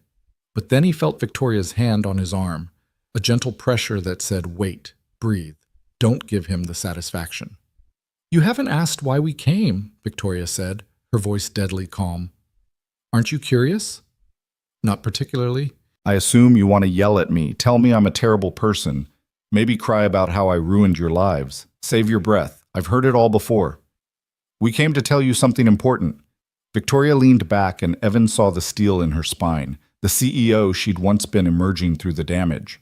We came to tell you that you failed. Thomas's smirk faltered slightly. Excuse me? You tried to break us, both of us. You framed Evan to cover your crimes, then you bled my company dry and left me holding the blame. You probably thought we'd be destroyed forever, that we'd disappear into obscurity and misery while you enjoyed your stolen millions. But here we are, Thomas. Still standing, still fighting, still refusing to let what you did define who we are. I'm in prison, Thomas said flatly. How exactly did I fail? Because prison has an end date for you, 4 years, maybe less with good behavior. Then you're free, with whatever money you managed to hide. But Evan and I were already free. Free from the weight of carrying lies. Free from pretending to be something we're not. Free from the kind of moral rot that lets someone destroy innocent people without remorse. Evan found his voice, the rage crystallizing into something clearer. I spent 10 years angry at Victoria for firing me. 10 years believing she was the villain, but she was just another one of your victims, someone you manipulated and used.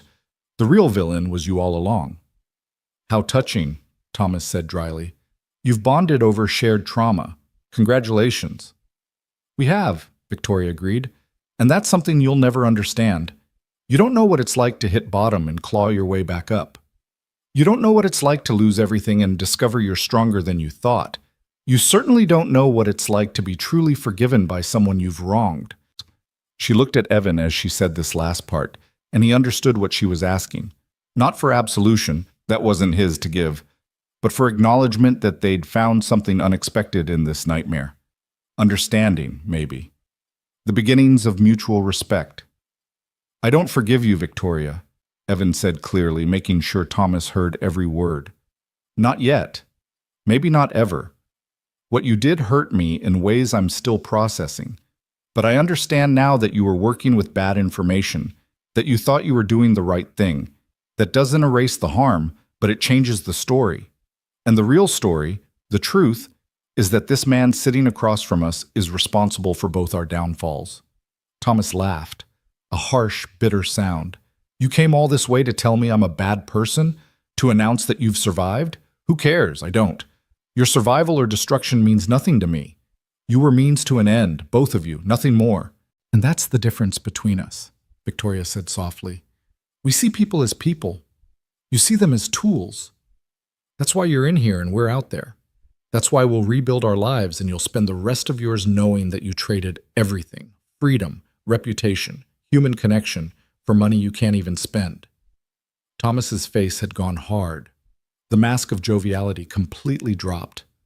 Are we done here? Because this little therapy session is boring me. Almost. Evan leaned forward. One question. Why me? Why did you specifically choose to frame me?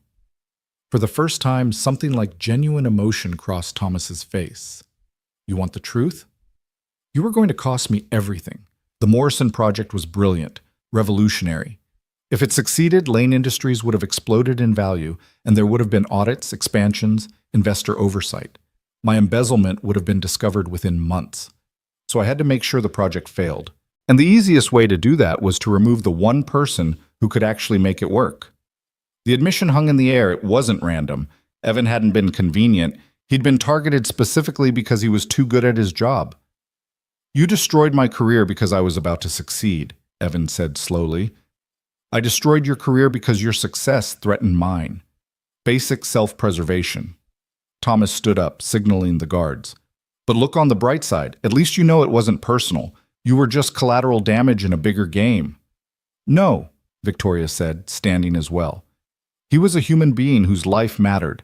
And the fact that you can't see that you still think in terms of games and collateral damage, proves you learned nothing from any of this. The guards approached to escort Thomas back. He paused, looking at them both with something that might have been pity or might have been contempt. It was hard to tell. You think you've won something by coming here, but you haven't. I took a decade from both of you. 10 years you'll never get back. That's my legacy. Not this prison, not the conviction, the time I stole. Sleep well with that knowledge.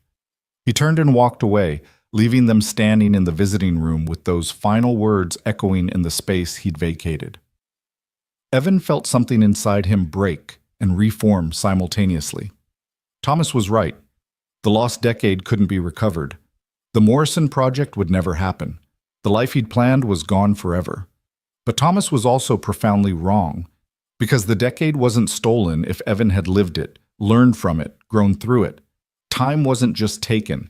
It was transformed into something Thomas could never understand. Resilience, character, the ability to find meaning in survival itself. Beside him, Victoria was shaking, with rage or relief, or perhaps both. Her face was pale, but her eyes were clear and bright.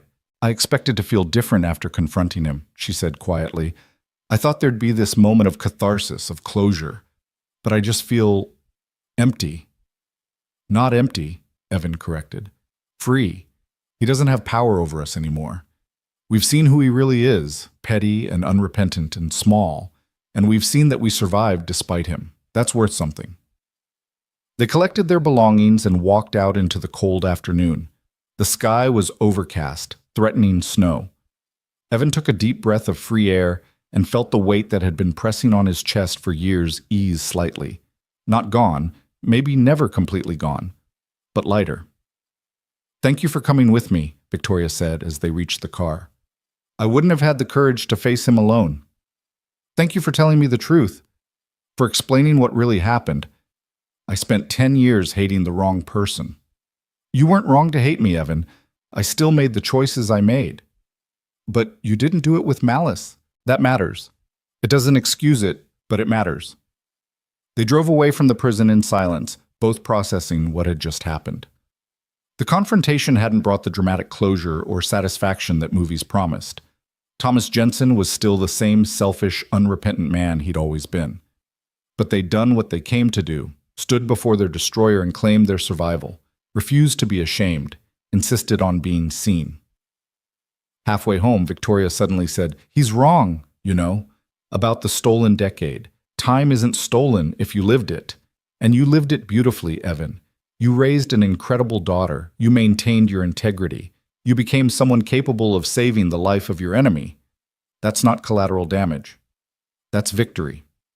Evan felt tears prick his eyes, unexpected and unwelcome. I wanted my old life back so badly for so long. The career, the house, the future I'd planned. But you're right. What I built instead has value. Different value, maybe, but real. And not finished yet. You could still have more. A new career, new possibilities. The past is gone, but the future isn't written. Is that what you're going to do? Start over again? I have to. I don't have the luxury of giving up. Victoria's hands tightened on the steering wheel. But this time I'll do it right. No cutting corners, no trusting the wrong people, no sacrificing others for convenience. This time I'll build something that actually helps people rather than just enriching myself. Like what? I don't know yet, but something. Something that matters. They pulled into Evan's driveway as the first snowflakes began to fall. The house looked warm and welcoming, lights glowing in the windows. Maya appeared on the porch before they'd even gotten out of the car, bouncing with barely contained curiosity. "So?" she demanded. "What happened? Was he sorry? Did he apologize?" "No," Evan said simply. "He wasn't, and he didn't."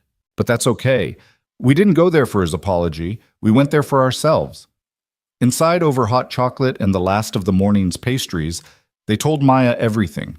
Thomas's indifference, his admission that he'd targeted Evan specifically, his complete lack of remorse. Maya listened with the focused attention she brought to important things.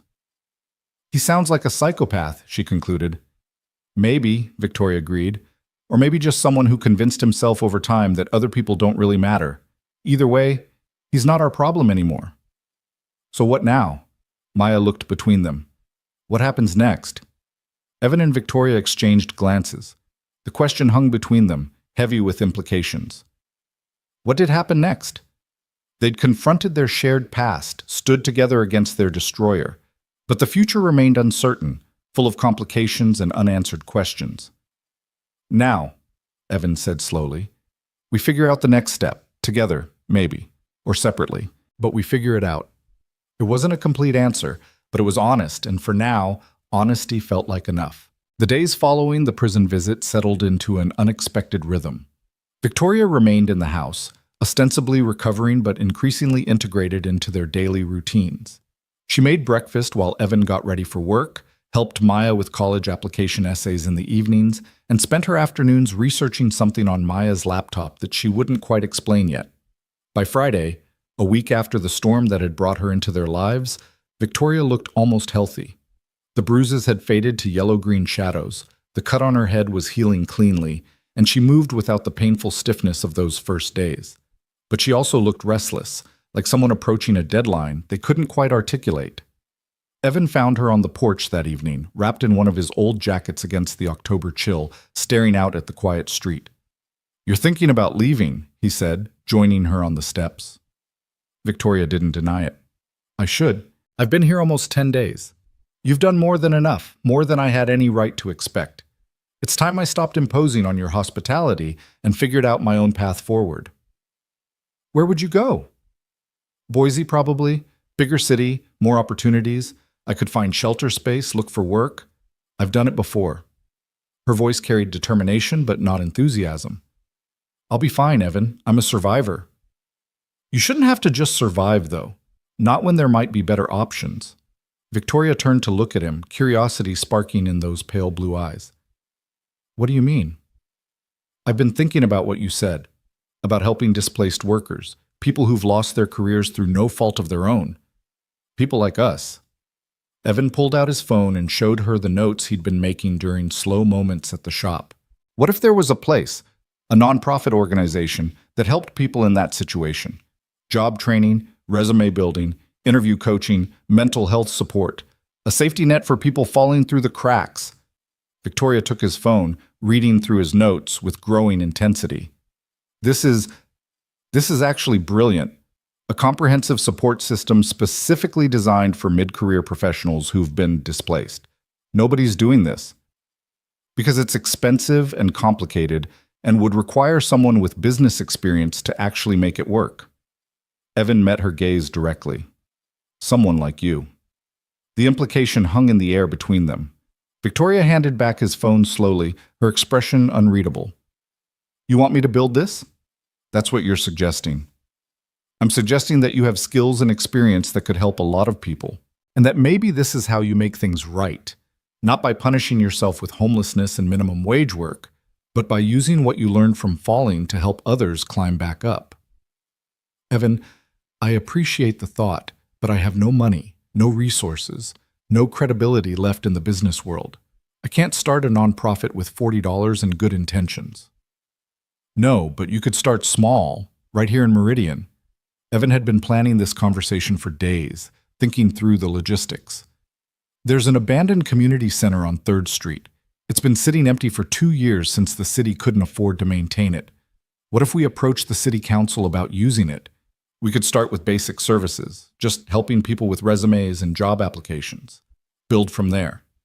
Victoria was shaking her head, but Evan could see the spark in her eyes. The same spark he imagined she'd once had when building her father's company into something real. And who would fund this operation? Who would trust me to run it?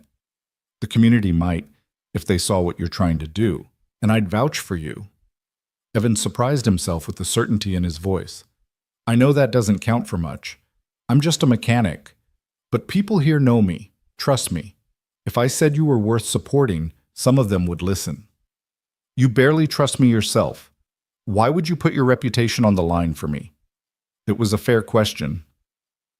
Evan thought about the past 10 days, watching Victoria slowly piece herself back together, seeing her interact with Maya with genuine warmth, hearing her story of survival and loss. He thought about the prison visit, about standing together before their shared destroyer. Most of all, he thought about the conversation in his truck the day they'd recovered her rental car, when she'd talked about regret and resilience and building something that actually mattered. Because I think you mean it, he said finally. When you talk about wanting to help people, about doing things right this time, I believe you, and because Maya's right. Holding on to anger doesn't heal anything, but maybe working together towards something good might. Victoria's eyes filled with tears that she blinked back determinedly. I don't know what to say. Say you'll think about it. That's all I'm asking. Before Victoria could respond, the screen door opened and Maya emerged with her laptop. Sorry to interrupt, but you guys need to see this. She set the laptop on the porch railing, angled so they could both see the screen. It showed a news article from 3 days ago, a business journal piece about Thomas Jensen's embezzlement case and its aftermath. This mentions you, Dad, Maya said, pointing. Look, 3rd paragraph. Evan read aloud. Among Jensen's victims was Evan Cole, a promising engineer who was fired and blacklisted based on falsified evidence. Cole's groundbreaking work on the Morrison manufacturing project was effectively buried when Jensen framed him for embezzlement to cover his own crimes. Industry analysts suggest that if the Morrison project had proceeded, it could have revolutionized domestic manufacturing processes. The words sat heavy in the cold evening air. Evan read them twice more, trying to process, seeing his name in print, associated with something other than failure. There's more, Maya said excitedly. I've been searching your name combined with Thomas Jensen all week. There are 6 different articles that mention what happened to you. Your story is out there, Dad. The truth is documented. The blacklist doesn't exist anymore. Victoria was reading over his shoulder, and Evan heard her sharp intake of breath. Maya's right. This changes everything. With this kind of documentation, you could approach companies again. You could go back to engineering. After 10 years out of the field, I'd be so far behind. You'd have a learning curve, sure, but you'd also have experience in problem solving and adaptability that most engineers don't develop, and you'd have proof that you were wrongfully accused. Victoria's voice grew stronger, more animated. Evan, you could get your career back. Not the exact same career, maybe, but something in the field you love. I have responsibilities. Maya's college, the mortgage, steady income from the shop. I know. I'm not saying quit tomorrow, but you could start exploring options. Send out some resumes, take some calls, see what's possible. Victoria gripped his arm. Don't let Thomas Jensen steal another decade because you're afraid to hope. The words struck deep. Evan had gotten comfortable in his small life, had convinced himself that accepting less was the same as finding peace. But Maya's eager face and Victoria's intensity reminded him that sometimes accepting less was just another word for giving up.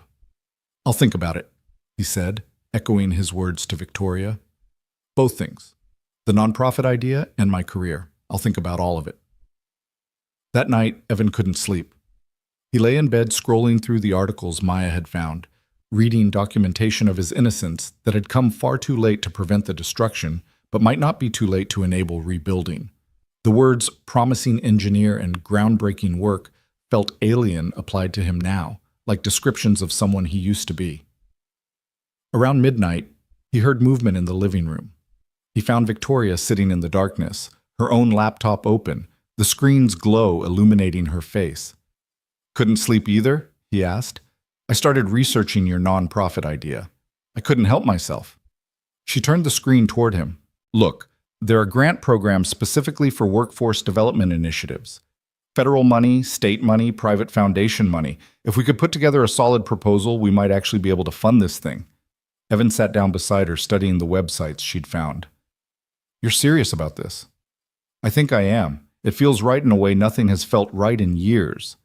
Victoria pulled up a document she'd been drafting. I've been outlining a mission statement. Listen to this.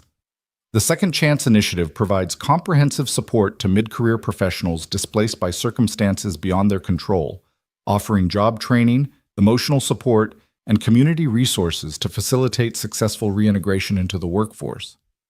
What do you think? I think it's good, really good, but Victoria, this is a massive undertaking. It would consume your life. My life right now consists of shelter beds and day labor. This would be an improvement. She smiled slightly. Besides, I'm good at building organizations. It's what I was trained to do. I just need to do it right this time, with transparency and ethics, and actual concern for the people involved. You'd need a board of directors, financial oversight, all the things that could have prevented what Thomas did. Exactly. We build in accountability from the start. Make it impossible for anyone to abuse their position. Victoria's fingers flew across the keyboard, adding notes. And we'd need community buy-in. Local businesses willing to hire our clients, volunteers to help with training, donations of money and resources. That's where my reputation comes in, Evan said, understanding clicking into place. I approach the community. You design the systems. We work together. Partners, Victoria said softly, in actually helping people rather than destroying them. The word felt significant, weighty with possibility and risk. Partners meant trust, collaboration, shared risk. It meant Evan would be publicly associating himself with Victoria Lane, whose name still carried stigma despite her innocence. It meant gambling his carefully rebuilt stability on something uncertain, but it also meant possibility, purpose, a chance to transform their shared tragedy into something meaningful. Okay, he said. Let's do this.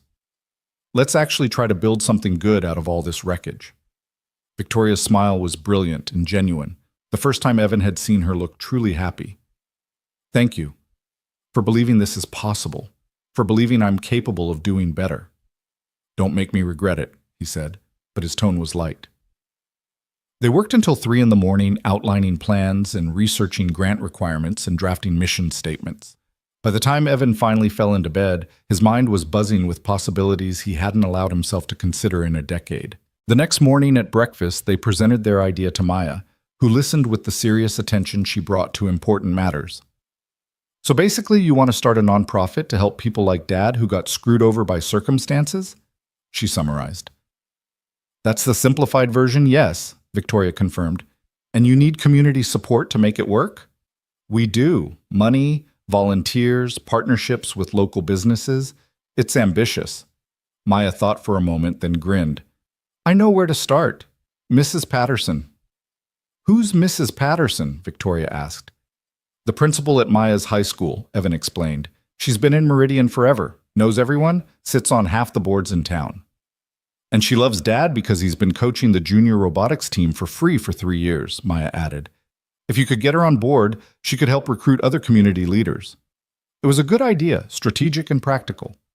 Evan made a note to call Mrs. Patterson on Monday. What about the community center? Maya continued.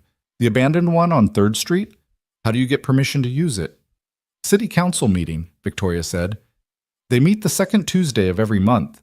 We could present a proposal, ask for permission to lease the building for minimal cost in exchange for providing community services. That's in 4 days, Evan pointed out. We don't have time to prepare a proper presentation. Then we'd better work fast. Victoria's eyes held determination Evan recognized from his engineering days, the look of someone who'd identified a problem and refused to walk away until it was solved. Maya, can you help me put together slides? Evan, you focus on writing the community impact statement. We'll divide and conquer. The weekend transformed into a flurry of activity. Victoria and Maya commandeered the kitchen table, building a presentation that explained the need, outlined the solution, and projected community benefits. Evan worked at the shop during the day but spent evenings calling contacts. Danny Morrison, Mrs. Patterson, other people he'd built relationships with over the past decade. He explained the idea, asked for letters of support, felt vulnerable in a way he hadn't since begging for employment 10 years ago. Mrs. Patterson agreed to attend the council meeting and speak on their behalf. Danny offered the auto shop as a training site for people wanting to learn basic mechanical skills. 3 other local business owners pledged support, a restaurant willing to hire through their program, an accounting firm offering free financial consulting, a law office providing pro bono legal services. By Monday evening, they had a 15-page proposal, 12 letters of support, and a presentation that Victoria had polished to professional perfection. They also had something else, a sense of shared purpose that felt almost like friendship. "This is insane," Evan said, reviewing the materials one final time. "We met less than 2 weeks ago under the worst possible circumstances, and now we're launching a nonprofit together." "Insane or inspired?" Victoria countered. "I genuinely can't tell anymore." "Maybe both." Evan looked at the woman sitting across from him, transformed from the broken, desperate person he'd found on the highway into someone focused and determined and alive with purpose. "You know, if this actually works, if the council approves and we get funding, you'd need to stay in Meridian. Long term." "I know. And you'd be working with me. Probably daily, despite everything that's between us." "I know that too." Victoria met his gaze steadily. "Is that a problem for you?" Evan considered the question honestly. 2 weeks ago, the idea of working with Victoria Lane would have been unthinkable. But the woman who'd manipulated him wasn't the same woman sitting in his kitchen, nervously organizing presentation materials and believing fiercely that they could help people. Time and suffering had transformed her, just as they'd transformed him. "I don't know yet," he admitted, "but I'm willing to find out." The city council met in a small room in the municipal building downtown. 20 folding chairs faced a raised table where 5 council members sat, looking bored and slightly suspicious as Evan and Victoria approached the microphone during the public comment period. Evan recognized 2 of the council members, Martha Brennan, who ran the hardware store, and James Liu, who owned the pharmacy. Both knew him casually from years of small-town interactions. He hoped that familiarity would help. "Good evening," Victoria began, her voice steady and professional despite the nerves Evan knew she was feeling. "My name is Victoria Lane, and this is Evan Cole. We're here tonight to present a proposal for a workforce development nonprofit that would serve Meridian and the surrounding communities." She clicked to the first slide, a stark statistic about displaced workers in Idaho. Then another showing the gap in services for mid-career professionals. Evan watched the council members' faces shift from boredom to interest as Victoria laid out the need with clarity and passion. The Second Chance initiative would provide comprehensive support to people who've lost their careers through no fault of their own, Victoria continued. Job retraining, resume assistance, interview coaching, mental health support, and job placement services. We're requesting permission to lease the vacant community center on 3rd Street for minimal cost, with the understanding that we'd provide these services free of charge to community members. She yielded the microphone to Evan, who explained their funding strategy: grants, donations, partnerships with local businesses. He spoke about the letters of support they'd gathered, the commitments from business owners to provide training and employment opportunities. "This isn't just about helping individuals," Evan said, looking directly at Martha Brennan. "It's about strengthening our entire community. Every person we help get back on their feet is someone who can contribute to Meridian's economy, support local businesses, and give back to their neighbors. We're investing in people, and that's always a sound investment." Mrs. Patterson stood from the audience to speak, lending her considerable community credibility to their proposal. She talked about Evan's years of volunteer work, his character, his commitment to young people in the robotics program. She carefully avoided mentioning Victoria's past, focusing instead on the quality of the proposal itself. The council members asked questions about insurance, about liability, about operational costs and sustainability. Victoria fielded them with the competence of someone who'd once run a multi-million-dollar company, demonstrating knowledge without arrogance. Evan watched her and felt something shift in his chest. This was who she was supposed to be, someone using her considerable skills to build rather than destroy. After 30 minutes of discussion, the council excused them to deliberate. Evan and Victoria sat in the hallway, both too nervous to speak. Maya had stayed home to finish homework, but had texted 17 times asking for updates. Whatever happens, Victoria said quietly, thank you for trying. For believing this was worth the effort. It is worth it. Whether they approve tonight or not, this is important work that needs doing. The door opened and Martha Brennan gestured them back inside. The council members' faces were unreadable as everyone settled back into position. Miss Lane, Mr. Cole, James Liu began, the council has reviewed your proposal and discussed the matter. We have some concerns about insurance liability and building maintenance costs. Evan's heart sank. This was how rejection always started, with reasonable concerns that became insurmountable obstacles. However, Liu continued, we also recognize the significant need for these services in our community. We're prepared to approve a 6-month trial lease of the 3rd Street Community Center at a rate of $1 per month, with the understanding that you'll maintain adequate insurance and keep the building in good repair. After 6 months, we'll reassess based on community impact and program success. Victoria's hand found Evan's under the table, squeezing hard. He squeezed back, both of them trying to process what they'd just heard. That's yes? Victoria said. You're approving it? We're approving a trial period, Martha Brennan clarified, but she was smiling. Show us what you can do with 6 months. Help some people. Make a difference. Then we'll talk about a longer-term arrangement. They practically floated out of the municipal building. On the sidewalk, Victoria grabbed Evan's arms, her face alight with joy. We did it! We actually did it! We got a chance to do it, Evan corrected, but he was grinning too. Now comes the hard part, actually making it work. They called Maya from the parking lot, both talking over each other in their excitement. Then they drove to the community center on 3rd Street to see their new space. The building was smaller than Evan remembered, a single-story structure of faded brick with large windows and a sign that still read Meridian Community Center, though the paint was peeling. The grass around it had grown wild, and one of the windows was cracked, but the bones were solid. It needs work, Victoria said, walking the perimeter. A lot of work. Cleaning, painting, repairs. We'll need furniture, computers, supplies. We'll figure it out. That's what we do. We figure things out. Evan tried the front door and found it locked. I'll get the keys from the city tomorrow, then we can start planning the renovation. They stood together in front of the building as dusk fell, both contemplating the enormity of what they'd undertaken. 6 months to prove the concept, to help enough people that the council would see value in making the arrangement permanent. 6 months to transform personal tragedy into community benefit. I'm scared, Victoria admitted. What if we fail? What if we can't help anyone, or we run out of money, or people don't trust me enough to participate? Then we fail having tried something meaningful. That's better than not trying at all. Evan looked at the building. Their building now, for the next 6 months at least. But I don't think we're going to fail. I think we're going to help a lot of people, and it's going to be hard and messy and complicated, but it's going to matter. Victoria nodded slowly, her fear transforming into determination. Okay, we can do this. The next 2 weeks were a blur of activity. Evan took a week of vacation from the shop to focus on renovation work.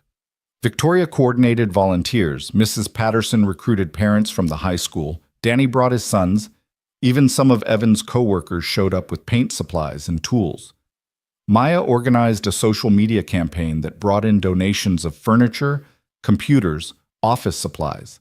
The transformation was remarkable. The tired, abandoned building became clean and welcoming. Fresh paint covered the walls in warm, inviting colors. Donated desks and chairs filled what would become the counseling area. A corner was set up with computers for resume writing and job applications. Another space became a small library of professional development books. Victoria worked alongside everyone else, painting walls and assembling furniture without complaint. Evan watched her interact with the volunteers, thanking them genuinely, listening to their suggestions, treating everyone with respect regardless of their station. This was the leader she should have been 10 years ago, before Thomas Jensen's corruption twisted her priorities. 2 days before their planned opening, Evan found Victoria sitting alone in what would be her office, a small room with a window overlooking the street. She was crying quietly, tears streaming down her face as she stared at the space. Hey, he said gently, kneeling beside her chair. What's wrong? Nothing's wrong. That's the problem. Nothing's wrong. Everything is coming together. People are helping. The community is supporting us. And I don't deserve any of it. Her voice broke. I destroyed your life, Evan. I made decisions that hurt you and Maya terribly, and instead of punishing me, you're helping me build something good. Why? Why would you do that? Evan was quiet for a moment, thinking about forgiveness and grace and the complicated mathematics of mercy. Because punishment doesn't heal anything, he said finally. I spent 10 years angry, and it didn't undo what happened. It didn't restore what I lost. It just made me bitter and tired and smaller than I wanted to be. But this, helping people, building something meaningful with someone who understands what it's like to fall, this feels like healing. For both of us. I don't know if I can ever forgive myself for what I did to you. Maybe that's not your job. Maybe your job is to do better going forward, to use what you learned from falling to help others climb back up, to be the person you wish you'd been 10 years ago. Evan reached out and took her hand, a gesture of friendship, of partnership. You can't change the past, Victoria. None of us can. But we can choose what we build from the wreckage. She squeezed his hand, fresh tears falling. Thank you. For second chances I don't deserve, for believing I can be better. You're already better. You just need to believe it yourself.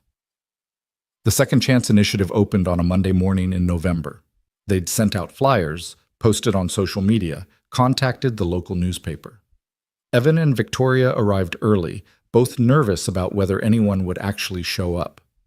By 9 a.m., 7 people stood outside the door. Men and women of various ages, all carrying the particular kind of tension that came with unemployment and uncertainty. Evan recognized one of them, Bill Harmon, who'd been laid off when the lumber mill closed 6 months ago.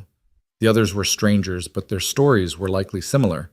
Good people hit by bad circumstances, looking for a way back. Welcome, Victoria said, unlocking the door. Thank you for coming. Please, come in. We have coffee and pastries, and we're here to help however we can. The first day was chaotic but hopeful. They conducted intake interviews, assessed skills and needs, started matching people with resources. Victoria's organizational skills shone as she created systems on the fly. Evan found himself connecting with the clients easily.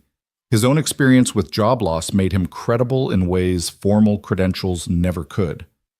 By the end of the week, they had 15 clients enrolled. By the end of the first month, 43. Each one represented a person who'd fallen through society's cracks and was trying to climb back out. Each one was someone Evan and Victoria could help in ways that felt redemptive. The work was exhausting.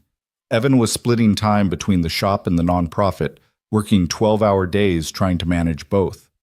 Victoria lived at the center, arriving before dawn and leaving after dark, pouring herself into every detail. But there was joy in it too. The joy of meaningful work, of visible impact, of lives actually changing. 3 months in, they placed their first client in permanent employment.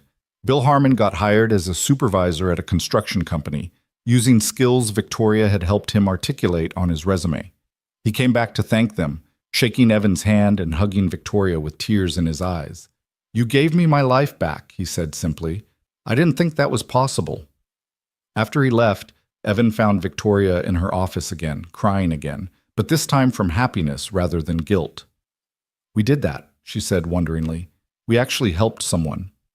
We did, and we're going to help a lot more. The 6-month review with the City Council approached faster than expected. They prepared a comprehensive report. 43 clients served, 12 permanent placements, 27 in active job training programs, letters of support from clients, from employers, from community members who'd seen the difference the center made. The night before the council meeting, Evan couldn't sleep again.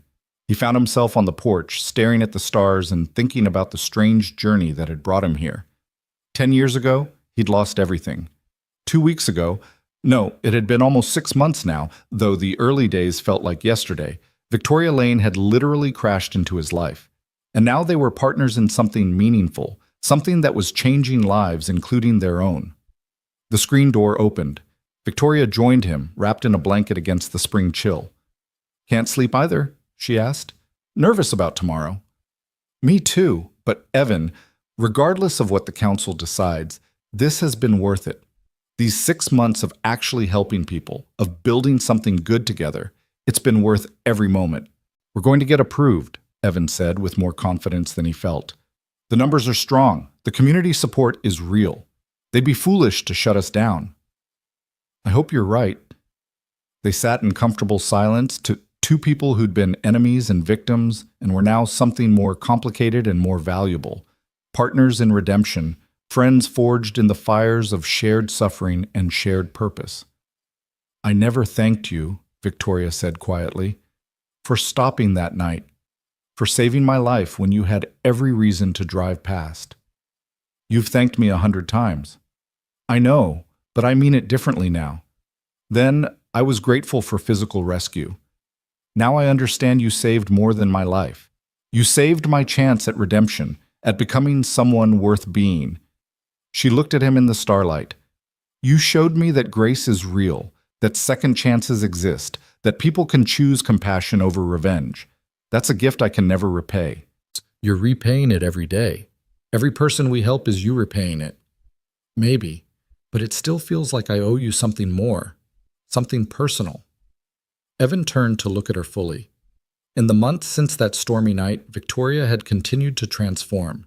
She'd gained healthy weight, her hair shone, her eyes held life and purpose. She looked like herself again, or perhaps like the self she was always meant to become. You don't owe me anything, he said gently. But if you want to give me something, give me this. Keep being the person you've become. Keep choosing to build rather than destroy. Keep believing that people matter and that second chances are real. That's what I want from you. Victoria nodded, tears tracking down her cheeks again. Happy tears this time. Tears of gratitude and relief and hope. I can do that, she whispered. I want to do that. The city council meeting the next day was packed. Clients filled the seats, along with volunteers, employers who'd partnered with them, and community members who'd watched the center's growth. Mrs. Patterson was there, and Danny and Maya sitting in the front row with her phone ready to record. The council reviewed their report with serious faces.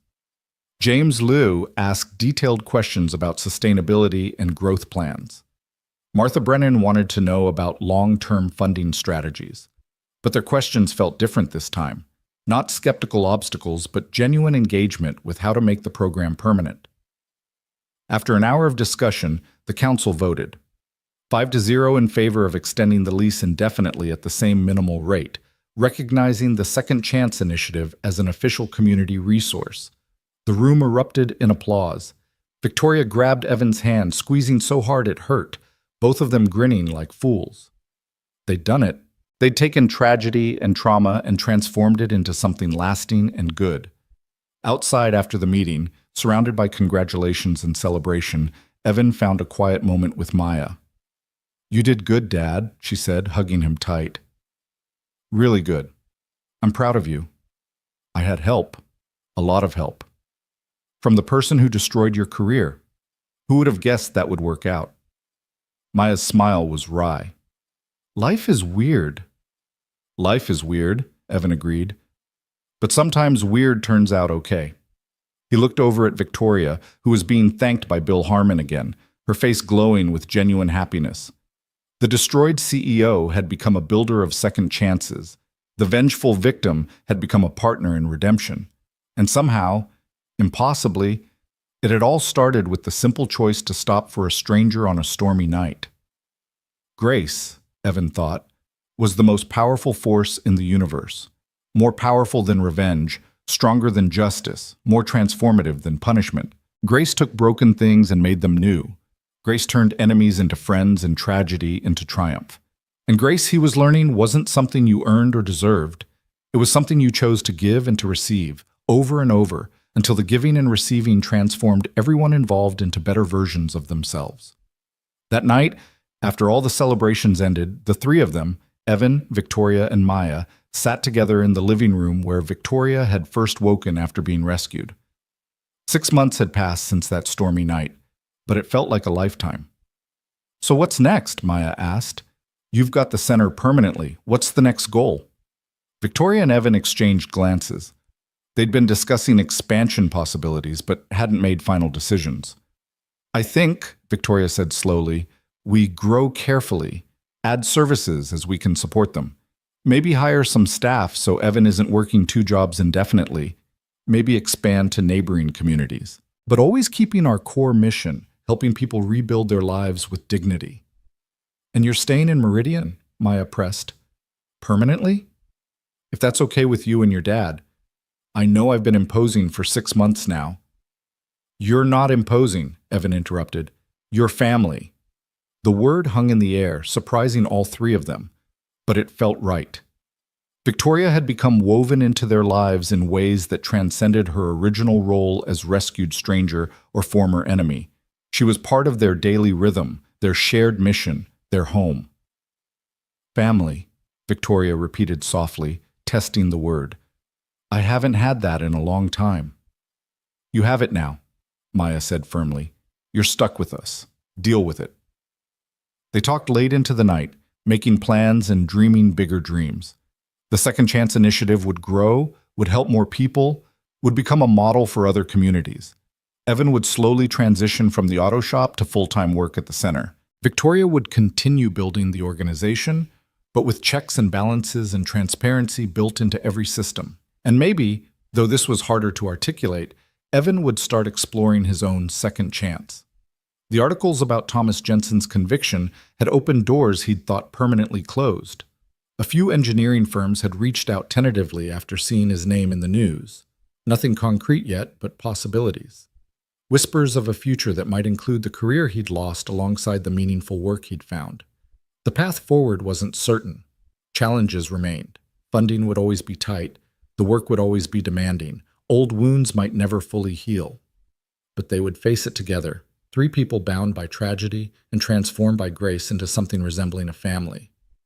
As Evan lay in bed that night, he thought about the man he'd been 10 years ago, ambitious, successful, convinced that achievement and status defined worth. That man had been destroyed by betrayal and injustice, but from the wreckage had emerged someone different, someone who understood that character mattered more than credentials, that compassion trumped revenge, that the measure of a life wasn't what you achieved, but who you became through both triumph and suffering. He wouldn't trade places with his younger self even if he could. The pain had been real and the losses significant, but so was the wisdom earned through survival. So was the depth of purpose found in helping others. So was the profound grace of learning to forgive. Not because the wrong was minor, but because carrying hatred hurt more than letting it go. Outside, the first stars of evening appeared in the darkening sky. Inside, Victoria and Maya were still talking softly in the living room, their voices a quiet murmur of planning and hope. Evan fell asleep listening to them, grateful for storms that brought unexpected guests, for choices to stop rather than drive past, for second chances that transformed everyone involved. The story wasn't over. But for the first time in 10 years, Evan could see a future worth running toward rather than a past worth running from. And that, he thought, as sleep finally claimed him, was everything. The autumn air carried the scent of wood smoke and fallen leaves as Evan stood outside the Second Chance initiative, watching the sunrise paint the brick building in shades of gold and amber. 8 months had passed since the city council's permanent approval, and the center had become something beyond what he and Victoria had initially imagined. What started as a desperate attempt to transform personal tragedy into community good had evolved into a thriving hub of hope and reconstruction. The door opened behind him, and Victoria emerged with 2 steaming mugs of coffee, a morning ritual they'd developed over the months of working side by side. "You're here early," she said, handing him a mug. "Couldn't sleep again?" "Too much on my mind. Good things mostly, but still overwhelming." Evan took a grateful sip of the coffee, exactly how he liked it. Victoria had learned his preferences through months of shared mornings. "The grant notification comes today. Either we get the federal funding for expansion, or we stay at current capacity for another year." "We'll get it," Victoria said with confidence that had grown steadily as the center's success became undeniable. "Our numbers are exceptional. 63 permanent placements in 8 months, over 100 clients served, partnerships with 40 local businesses. The grant committee would be crazy to pass us over." "You sound like the CEO you used to be." "I am a CEO, just a better one now." Victoria smiled, but there was truth beneath the lightness. She'd found her calling again, but this time building something that measured success in transformed lives rather than profit margins. "Speaking of which, I got an interesting call yesterday. The mayor's office wants to feature us in their economic development marketing. Apparently, we're now considered a model program. Evan shook his head in wonder. A year ago, I was changing oil at Morrison's shop, and you were sleeping in shelters. Now we're a model program featured by the mayor.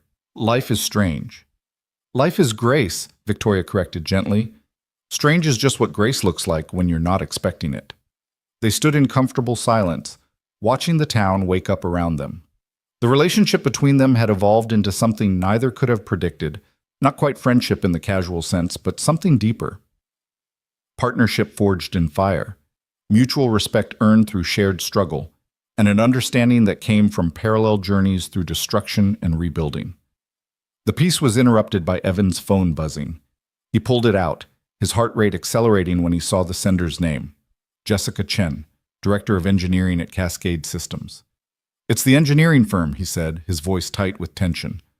"The one in Seattle that's been considering me for the senior project manager position." Victoria moved closer, reading over his shoulder as he opened the email. Her hand found his arm as they read together, and Evan felt her grip tighten with each paragraph. "Dear Mr. Cole, we are pleased to offer you the position of Senior Project Manager for Advanced Manufacturing Systems at Cascade Systems. Your background in innovative manufacturing processes, combined with your recent experience in program development and community leadership, makes you an ideal candidate. We understand this would require relocation from Meridian to Seattle, and we're prepared to offer a comprehensive relocation package." The email continued with salary details that made Evan's breath catch, more than triple what he made at Morrison's shop, with benefits and stock options and all the trappings of the career he'd lost a decade ago. This wasn't just a job offer. This was restoration, vindication. The engineering career he'd mourned for 10 years, returned and elevated. "Evan, this is incredible," Victoria breathed. "This is everything you lost, coming back to you. You have to take it." But Evan was staring at one word in the email: relocation. Seattle was 300 miles away. Taking this job meant leaving Meridian, leaving Maya's last year of high school in the town where she'd built friendships and found stability, leaving the Second Chance initiative during a critical growth phase, leaving Victoria to manage the expansion alone, leaving the life he'd rebuilt from nothing. "I don't know if I can," he said quietly. Victoria pulled back to look at him directly, confusion and concern mixing on her face. "What do you mean you don't know? This is your dream job. This is what we've been working toward, clearing your name, getting you back into engineering. You can't turn this down." "It's not that simple. Maya's a senior. The center needs both of us to manage the expansion. In Seattle," he gestured vaguely, "everything I've built is here." "So everything you were forced to build because you had no other options," Victoria countered, her voice gaining intensity. "Evan, this is what you're supposed to do. Engineering is your calling, your passion. I've watched you light up when you talk about design problems and manufacturing processes. You're brilliant at what we do here, but it's not what you were meant for." "How do you know what I'm meant for?" "Because I see how you look at technical journals when you think nobody's watching. I see how you volunteer to help with any problem that requires engineering thinking. I hear the longing in your voice when you talk about the Morrison project and what might have been." Victoria's eyes were bright with emotion. "You gave me a second chance at my calling. Let me return the favor by refusing to let you settle for less than yours."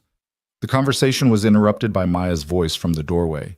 "Dad, why didn't you tell me about the job offer?" Evan turned to find his daughter standing there in her school clothes, her backpack slung over one shoulder, phone in her hand displaying the same email he'd just read. Victoria must have forwarded it in some misguided attempt to help, or maybe Maya had access to his email. He'd given her his passwords for emergencies. "Maya, I just got it this morning, and you were already thinking of turning it down," she interrupted, walking toward them with the purposeful stride she'd inherited from her mother. "I can see it on your face. You're going to say no because of me. You're a senior. Your friends are here. Your school—" "Dad, I'm 17, not 7. I can handle changing schools for 1 year, and honestly, part of me wants to see somewhere new before college anyway." Maya set her backpack down and crossed her arms. "You've spent my entire childhood sacrificing your dreams to give me stability. I'm not letting you do it again. Not when you finally have the chance to get back what was stolen from you." "It's not that simple, sweetheart. There's the center, and Victoria needs help with the expansion, and And I can manage it, Victoria interjected firmly. Evan, if we get the grant, when we get the grant, we'll be hiring 3 new staff members. I don't need you here full-time anymore. I need you to go reclaim your life and stop using the center as an excuse to play it safe. The words hit hard because they carried truth. Somewhere in the past months, the center had become Evan's comfort zone, a place where he felt competent and needed without risking the kind of vulnerability that came with pursuing bigger dreams. He'd convinced himself he was being responsible, being mature, being realistic, but maybe he was just being scared. What if I fail? The question came out raw, exposing the fear he'd been carrying since the first engineering firm contacted him. What if I've been out too long and I can't keep up, and I prove Thomas Jensen right about not being tough enough for the industry? Then you'll have failed trying, Maya said simply, which is better than succeeding at something smaller than you're capable of. You taught me that, remember? When I wanted to quit robotics because I was afraid I wasn't smart enough. Evan did remember, Maya at 14, crying over circuit boards and threatening to drop out of the program. He told her that fear of failure was just fear of discovering your own limits, and the only way to know what you were truly capable of was to push against those limits until they broke, or you did. That was different, he protested weakly. No, it wasn't. You're just scared, and that's okay. But don't let fear make your decisions. Maya moved closer, taking his hand. Dad, you've spent 10 years being the person Thomas Jensen tried to destroy. Don't you want to spend the next 10 being the person he couldn't? The insight was devastating in its accuracy. Evan had survived, had rebuilt, had even found meaning in the smaller life circumstances had forced on him. But he'd never truly reclaimed who he was before the fall. He'd adapted rather than restored, accepted rather than fought back. This job offer was a chance to do more than survive. It was a chance to actually win. I need to think about it, he said finally. The offer stands for 2 weeks. Let me just think. Victoria and Maya exchanged looks but nodded. They understood that this decision needed to be his, made without pressure, even though they'd both made their positions clear. The rest of that day passed in a blur. The grant notification came through, approved, fully funded, with enough money to hire staff and expand services to 3 neighboring counties. It should have been a moment of pure celebration, but Evan found himself distracted, turning the job offer over in his mind like a Rubik's Cube he couldn't quite solve. That evening, Danny Morrison stopped by the center as Evan was locking up. His oldest friend took one look at his face and said, "You got offered the Seattle job." "How did you know?"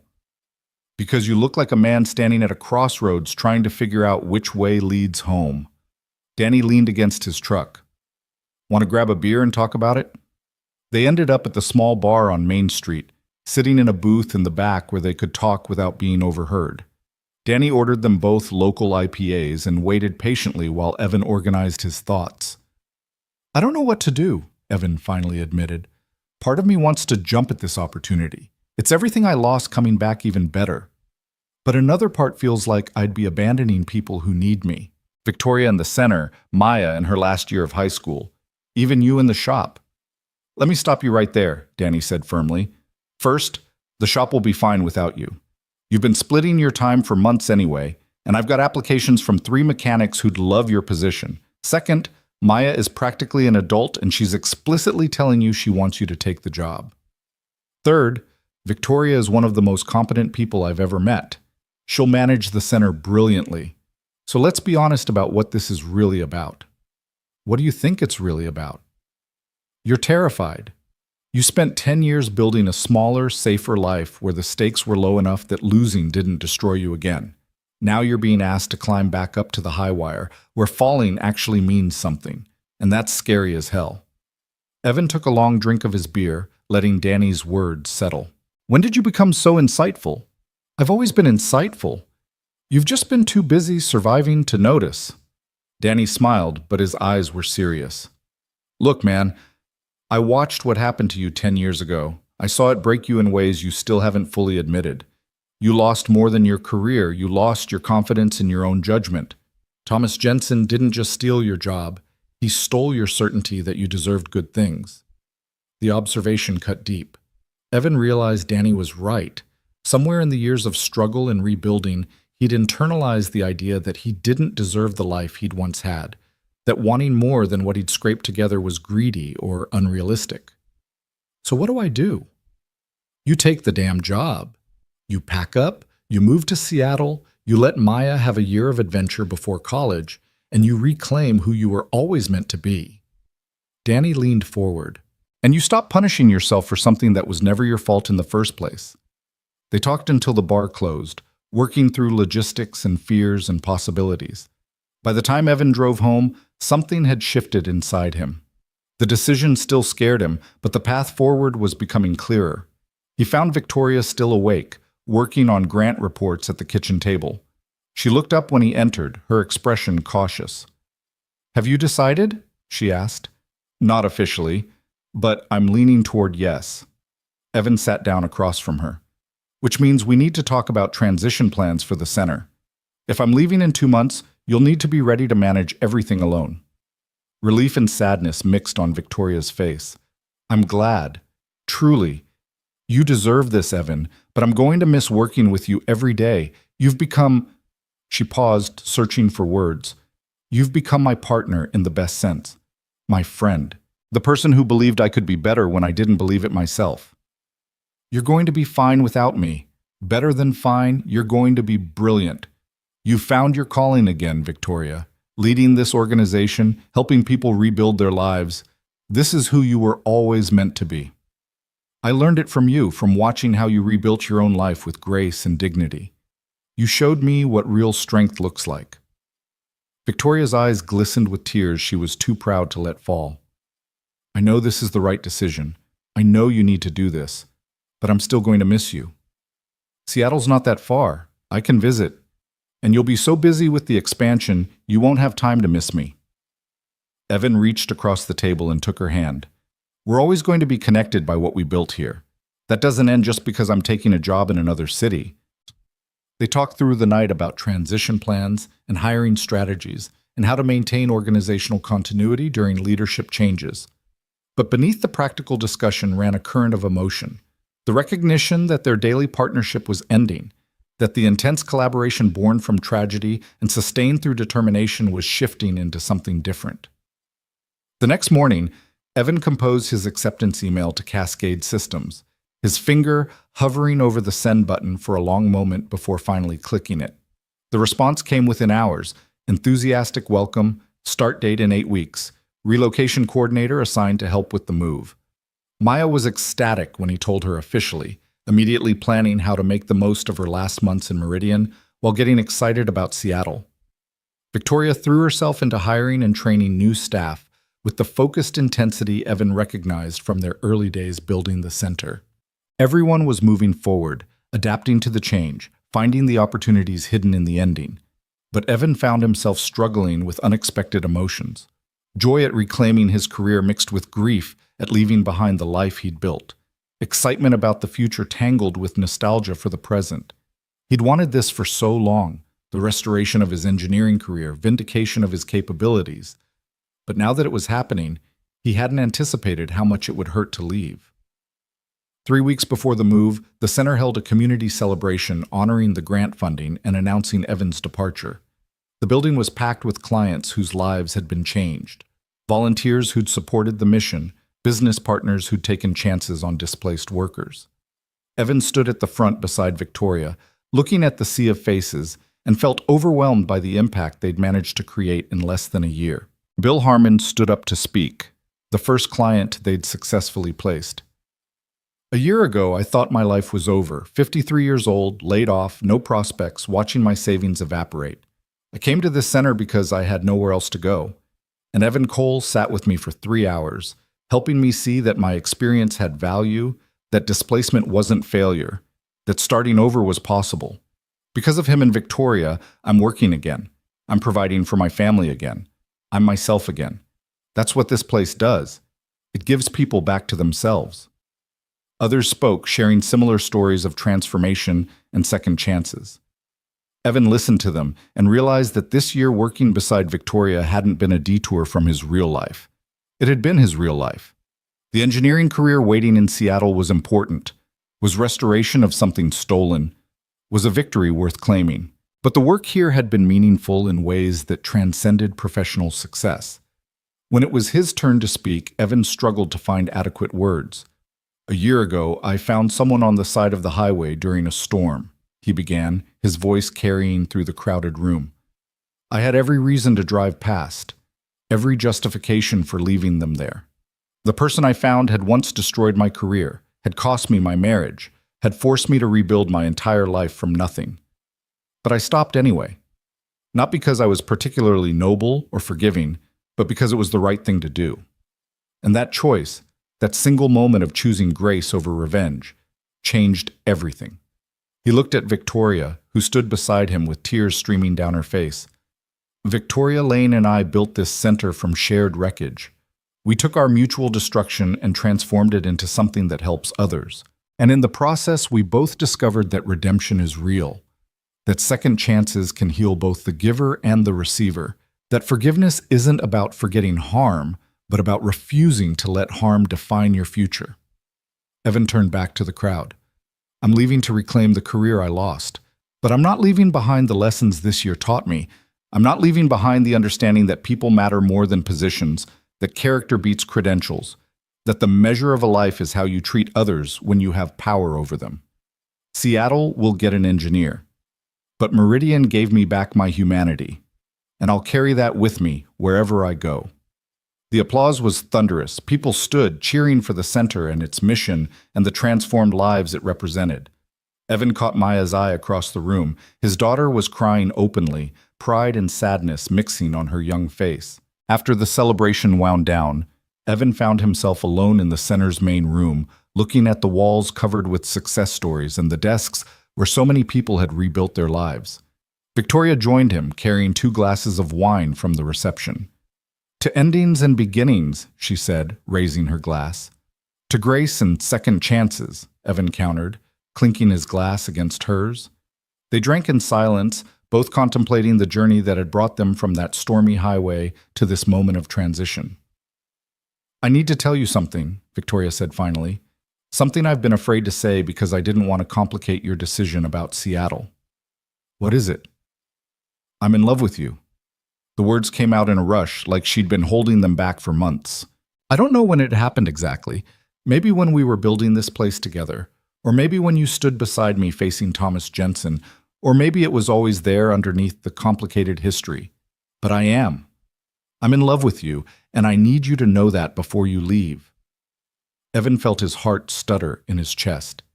He'd felt the connection between them deepening over the months, had noticed the way Victoria looked at him sometimes when she thought he wasn't watching, had caught himself thinking about her in ways that went beyond professional partnership.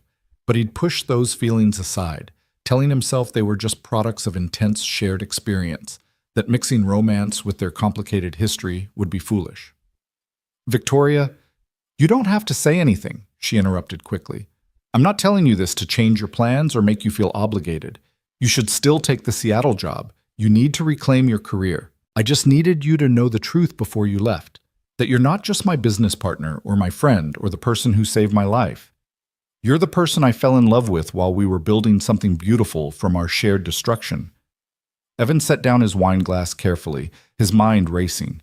He thought about the past months, working beside Victoria daily, watching her transform from broken refugee to confident leader, sharing victories and setbacks, and 3 a.m. coffee while solving problems. He thought about the way she made him laugh, challenged his thinking, believed in his worth even when he doubted it. He thought about how right it felt to work with her, to stand beside her, to face the world as partners. "I think I love you too," he admitted, the words surprising him even as he spoke them. "I've been trying not to, because it felt complicated and messy and potentially destructive to everything we built. But I do. I love who you've become, who you helped me become, who we are together." Victoria's face transformed, hope and joy breaking through the vulnerability. "Then stay. Or let me come with you to Seattle. Or we'll figure out long distance. I don't care how we make it work, just don't walk away from this. From us. Victoria, my life is about to change completely. New city, new job, massive pressure to prove I can still compete at that level. I don't know if I can handle a new relationship on top of all that transition." So we take it slow. We figure it out as we go. Evan, we built a nonprofit from nothing in less than a year. We transformed personal tragedy into community benefit. We turned hatred into partnership and pain into purpose. If we can do all that, we can figure out how to be together. Evan pulled her close, and Victoria came willingly into his arms. They stood like that for a long time, holding each other in the center they'd built together, both knowing that everything was about to change again, but feeling less afraid of the change because they'd face it together. "Okay," Evan whispered into her hair. "Okay, we'll figure it out. But I need to do Seattle on my own first. Get settled in the job, make sure I can actually handle it, prove to myself that I belong there. Then we'll talk about what comes next for us." "How long?" "Give me 6 months.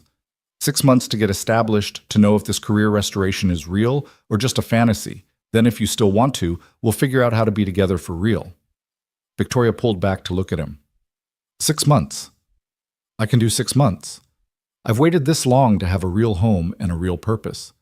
I can wait a little longer to have you too. They kissed then, tentatively, at first, testing this new dimension of their relationship, then with growing certainty. It felt right in ways that surprised Evan, natural and inevitable, like this was where their story had been leading all along. The final weeks in Meridian passed too quickly.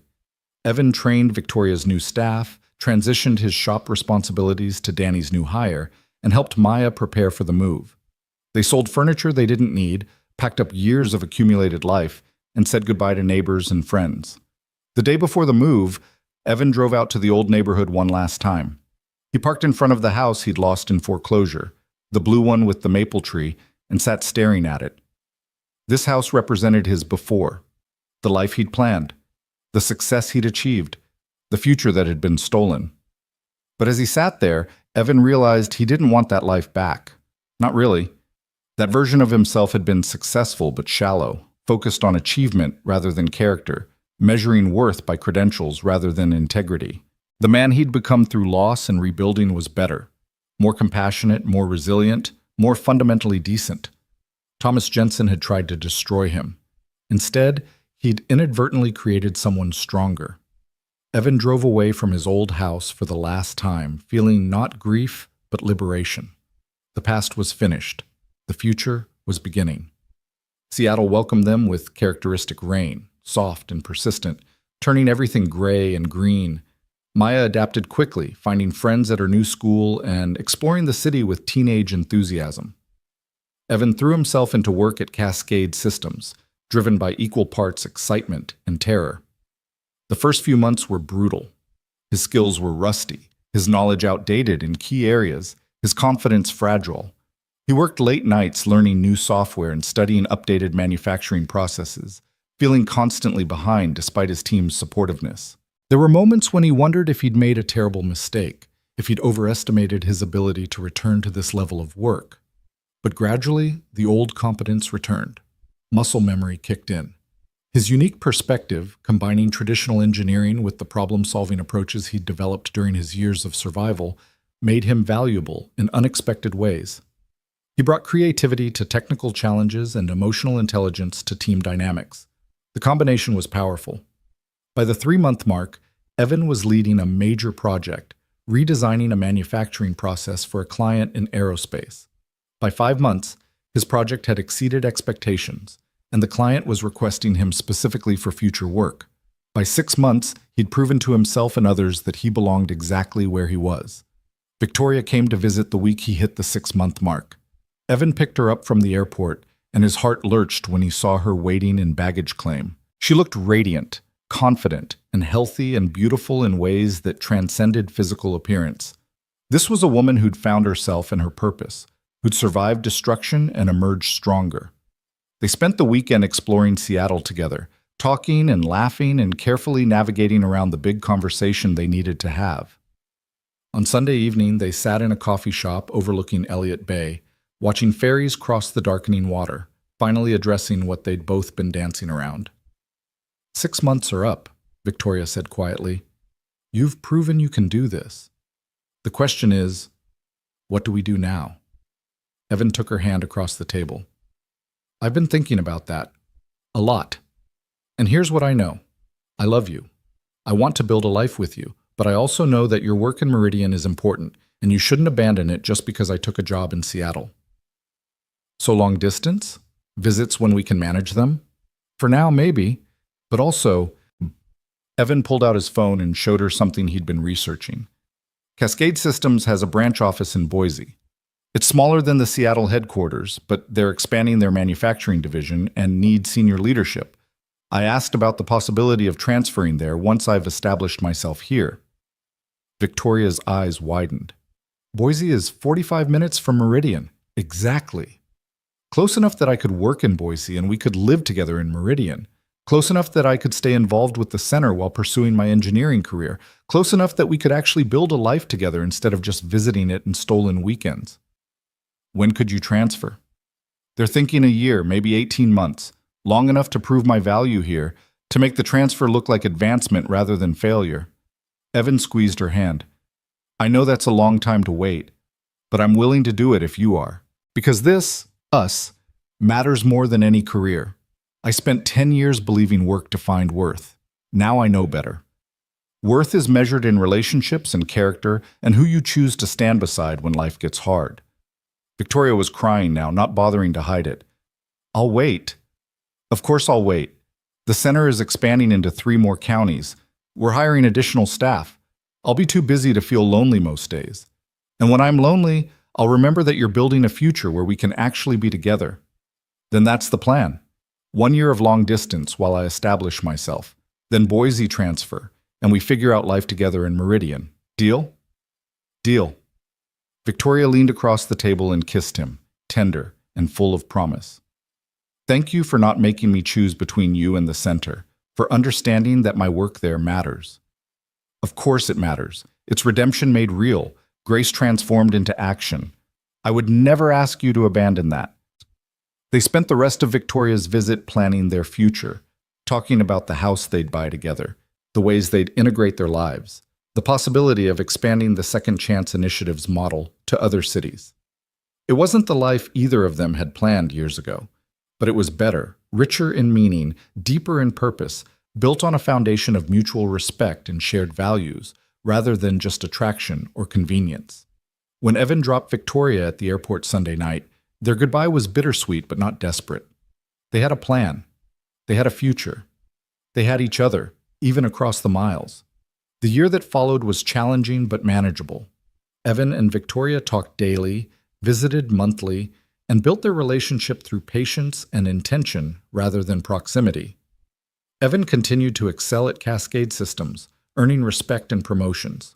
Victoria expanded the Second Chance Initiative into a regional model, with satellite offices serving 5 counties and partnerships with dozens of employers. Maya graduated high school at the top of her class and chose to attend university in Boise, close enough to both her father's future location and the center that had become like a second home.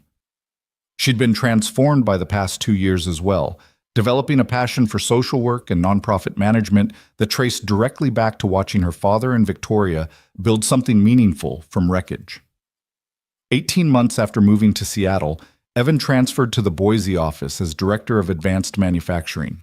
The title came with significant responsibility but also flexibility to live in Meridian and maintain involvement with the center. He and Victoria bought a house together, not large or fancy, but filled with light and possibility. The house sat on the same street where Evan had first found Victoria on that stormy night 2 years ago.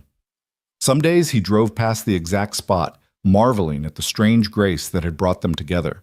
A moment of choosing compassion over revenge had transformed both their lives completely. On a golden October afternoon, 2 years to the day after finding Victoria on the highway, they stood together in the Second Chance Initiative's expanded facility, preparing for a major celebration.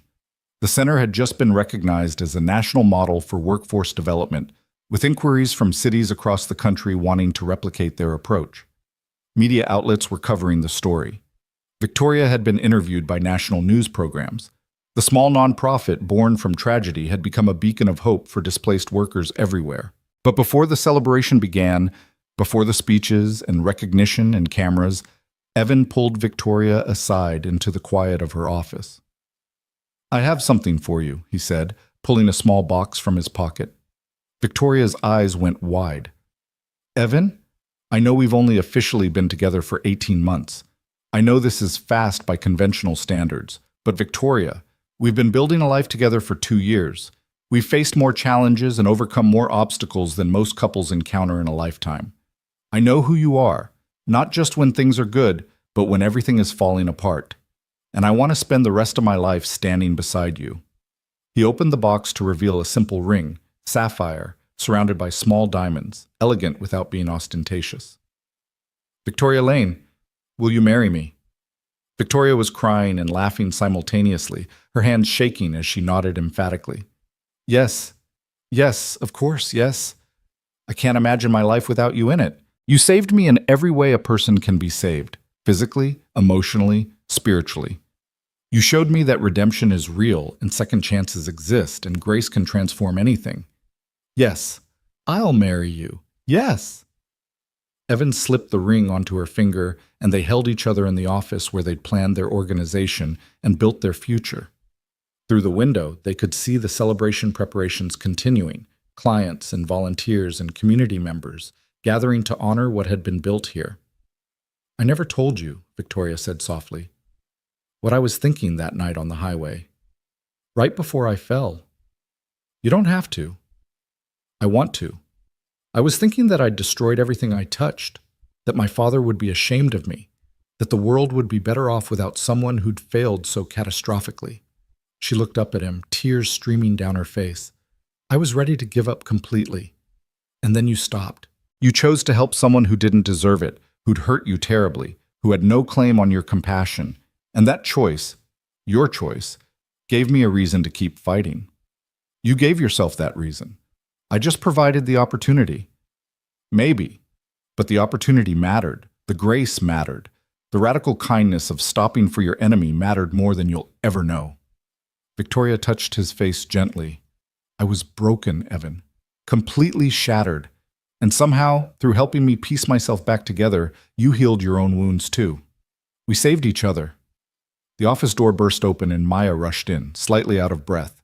The ceremony starts in 5 minutes and you two need to... She stopped, seeing the ring on Victoria's hand and the expressions on their faces. Oh my God! Oh my God, you proposed! Dad! She launched herself at both of them, wrapping them in a fierce hug. The three of them stood there together, a family formed not by blood or convention, but by choice and circumstance and the transformative power of grace. The celebration that afternoon was joyous and meaningful. Client after client stood to share stories of transformation. Bill Harmon, now managing his own construction company and employing other displaced workers. Jennifer Martinez, who'd lost her teaching career in a school closure and now ran educational programs at the center. David Chen, whose tech industry layoff at 55 had devastated him, but who now consulted for startups and mentored young entrepreneurs. Each story was different in details, but similar in essence. People who'd fallen through society's cracks and found hands reaching down to pull them back up. People who'd lost everything and discovered they still had worth. People who'd been given second chances and used them to become better versions of themselves. When it was Evan's turn to speak, he looked out at the crowd and saw the full impact of what he and Victoria had built. Hundreds of lives changed, families restored, dignity returned, hope rekindled. All of it traced back to a choice made on a stormy highway to stop for someone who needed help. 2 years ago, he began, I had every reason to leave Victoria Lane on the side of that road. She'd destroyed my career, cost me my marriage, forced me to rebuild my life from nothing. By any measure of justice, I owed her nothing. By any standard of revenge, leaving her there would have been fair payback. The room was silent, everyone listening intently. But I stopped anyway, not because I was particularly good or noble, but because it was the right thing to do. And that choice, that single moment of choosing grace over revenge, started a chain reaction that changed everything. Victoria and I built this center from our shared wreckage. We transformed our mutual destruction into something that helps others. And in the process, we both learned that redemption isn't just possible, it's powerful. He looked at Victoria, standing beside him wearing his ring, her eyes bright with tears and joy. Thomas Jensen tried to destroy both of us. He succeeded in taking away our careers, our reputations, our sense of security, but he couldn't take away our fundamental character. He couldn't take away our ability to choose compassion over bitterness, to build rather than destroy, to extend to others the grace we needed ourselves. Evan turned back to the crowd. That's what this center represents, not just job training or career counseling, but the radical idea that every person deserves a second chance, that displacement isn't destiny, that falling doesn't mean failing unless you refuse to get back up, and that the measure of a community isn't how it treats people at their best, but how it responds when they're at their worst. The applause was overwhelming. People stood, cheering not just for the center, but for the idea it represented, that broken things can be mended, that second chances can heal, that grace has the power to transform everything it touches. After the celebration wound down, after the guests departed and the building grew quiet, Evan and Victoria stood together in the main room, surrounded by evidence of transformed lives. Maya had gone home to start planning the wedding with characteristic enthusiasm. They were alone with the silence and the satisfaction of work well done. "Do you ever wonder what your life would have been like if none of it had happened?" Victoria asked. "If Thomas had never framed you, if I'd never fired you, if everything had gone according to your original plan?" Evan considered the question honestly. "Sometimes. But then I remember that version of me was focused on all the wrong things. Achievement over character, success over significance. I was brilliant at engineering, but undeveloped as a human being. And now? Now I'm still a good engineer, but I'm also a better father, a better partner, a better person. The version of me that existed before the fall was accomplished but shallow. This version, the one built from wreckage and hardship, has depth." He pulled Victoria close. "So no, I don't wish it hadn't happened. I wish it had happened differently, with less pain and fewer casualties.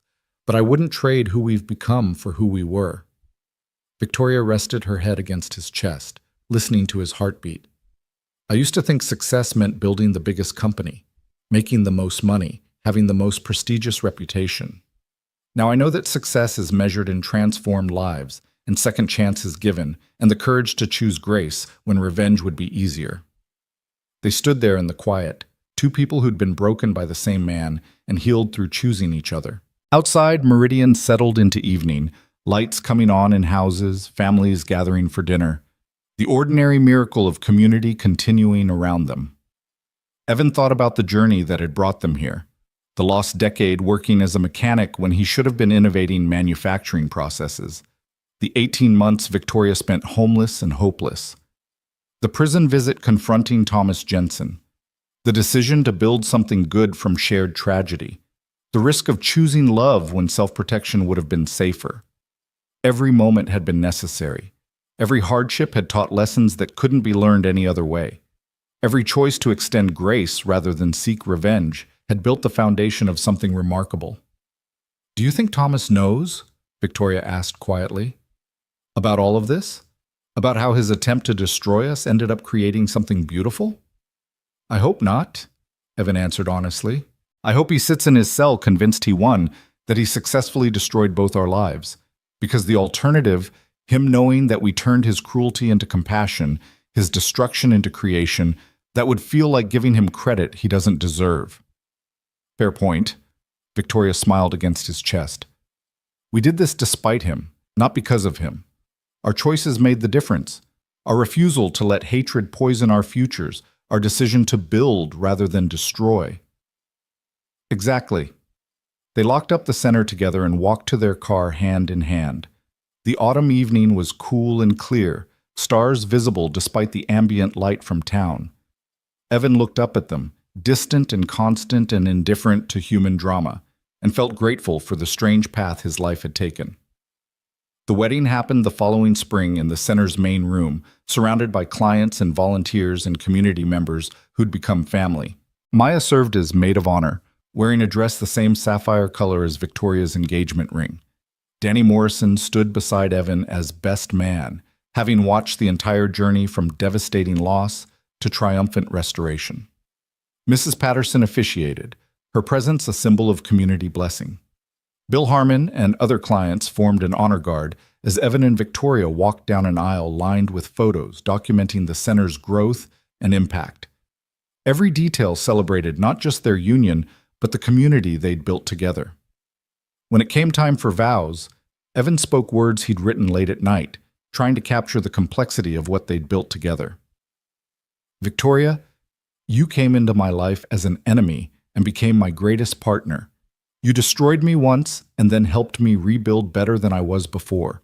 You showed me that grace is stronger than revenge, that forgiveness heals more than punishment, that love can emerge from the most unlikely circumstances. I vow to stand beside you in building lives and second chances. I vow to choose compassion over bitterness, creation over destruction, us over easy. I vow to love you not despite our complicated history, but because of everything that history taught us about redemption. Victoria's vows were equally powerful, her voice strong despite tears streaming down her face. Evan, you saved my life when you had every reason to let me die. You extended grace I didn't deserve and showed me that second chances are real. You taught me that who you've been doesn't have to define who you become, that falling isn't failing unless you refuse to get back up. I vow to honor the gift you gave me by giving that same grace to others. I vow to build rather than destroy, to lead with integrity, to measure success in transformed lives rather than personal achievement. I vow to love you fiercely and faithfully for all our days, and to never forget that our love was born from choosing compassion in the hardest circumstances. They sealed their vows with a kiss that felt like both ending and beginning, the completion of their journey from enemies to partners, and the commencement of their life together as a married couple dedicated to transforming lives through grace. The reception was joyous and loud and full of love. Clients toasted the couple who'd given them second chances. Business partners celebrated the organization that was changing workforce development across the region. Friends and family honored two people who turned tragedy into triumph through sheer determination and radical kindness. Late in the evening, Evan found himself on the center's front steps with Maya, watching the celebration continue inside. "You did good, Dad," Maya said, leaning her head on his shoulder. "You took something terrible and made it beautiful." That's pretty much the definition of grace. We all did it together. You, me, Victoria, everyone who believed the center mattered. Maybe, but it started with you stopping on that highway. That was the choice that made everything else possible. Maya looked up at him. "I'm proud of you. Not just for the engineering career or the nonprofit or getting married. I'm proud of you for being the kind of person who stops for enemies on dark highways. That's the real victory, staying decent when circumstances gave you every excuse to be cruel." Evan hugged his daughter close, this incredible young woman who'd weathered so much upheaval with grace and maturity beyond her years. "I love you, sweetheart. Thank you for believing in all of this, for supporting Victoria, for understanding why we had to try." "Of course I supported it. You were miserable before, Dad. You tried to hide it, but I could tell.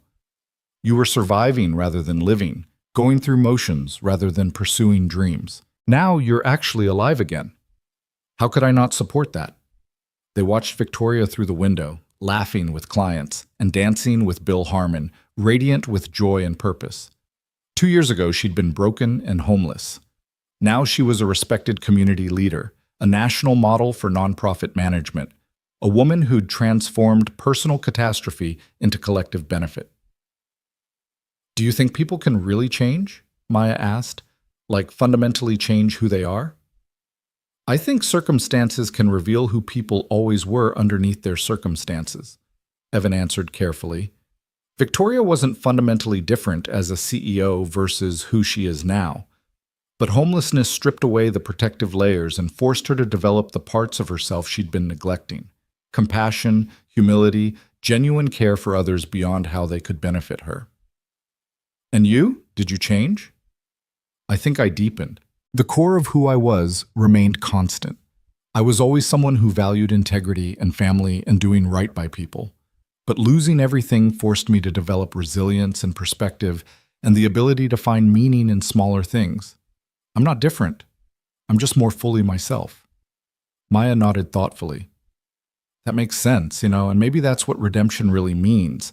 Not becoming someone different, but becoming the best version of who you always were." "When did you get so wise?" Evan asked, echoing words he'd spoken many times before. "I had good teachers." Maya smiled and stood up. "Come on, You're the groom. You should be dancing with your bride, not hiding out here with your daughter." They went back inside together. Evan found Victoria and pulled her into his arms for a slow dance as the DJ played something soft and romantic. She fit perfectly against him, their bodies moving in comfortable synchronization after 2 years of learning each other's rhythms. "Happy?" he murmured into her hair. Deliriously, terrifyingly, completely. Victoria pulled back to look at him. "I keep waiting for something to go wrong, for the universe to realize it made a mistake giving me all this happiness. The universe doesn't make mistakes. You've earned this, Victoria. Through hard work and genuine transformation and refusing to give up even when giving up would have been easier. We've earned it, both of us, together." She kissed him softly. "Thank you for stopping that night. Thank you for choosing grace when revenge would have been justified. Thank you for showing me that second chances aren't just real. They're powerful enough to transform everything." They danced until the DJ packed up, until the last guest departed, until only family remained to help clean up. Then they drove to their house, their home, and sat on the porch watching the stars. This couple who'd found each other in the worst circumstances and built something beautiful through choosing grace over and over again. Years later, when people asked how they met, Evan and Victoria would share the story honestly. The firing, the blacklist, the embezzlement, the prison visit, the nonprofit built from wreckage. They never sugar-coated the pain or pretended the journey had been easy, but they always emphasized the same truth, that grace is more powerful than revenge, that second chances can heal everyone involved, that choosing compassion over bitterness transforms not just the recipient, but the giver. The Second Chance Initiative grew into a national organization with branches in 40 cities. Maya eventually took over as executive director, having completed her master's in social work and developed innovations that pushed the model even further. Evan continued engineering work he loved while maintaining involvement with the organization. Victoria became a sought-after speaker on workforce development and organizational transformation. But their greatest achievement wasn't the expanded reach or the thousands of lives changed or the recognition and awards. It was the simple fact of having built a life together, a marriage, a family, a purpose, from circumstances that should have destroyed them both. They'd taken tragedy and transformed it through radical kindness into something that would outlast them both. On quiet evenings, sitting on their porch watching the sunset, Evan sometimes thought about that stormy night when he'd found a broken woman on the highway. He thought about the choice to stop, the decision to help, the risk of extending grace to someone who'd hurt him deeply. That single moment had changed everything, had set in motion a series of events that transformed 2 lives, built an organization, and proved that second chances weren't just possible, but powerful. Victoria would take his hand on those evenings, understanding without words what he was thinking about. They'd sit together in comfortable silence, these 2 people who'd been enemies and became partners, who'd been broken and became healers, who'd lost everything and rebuilt something better.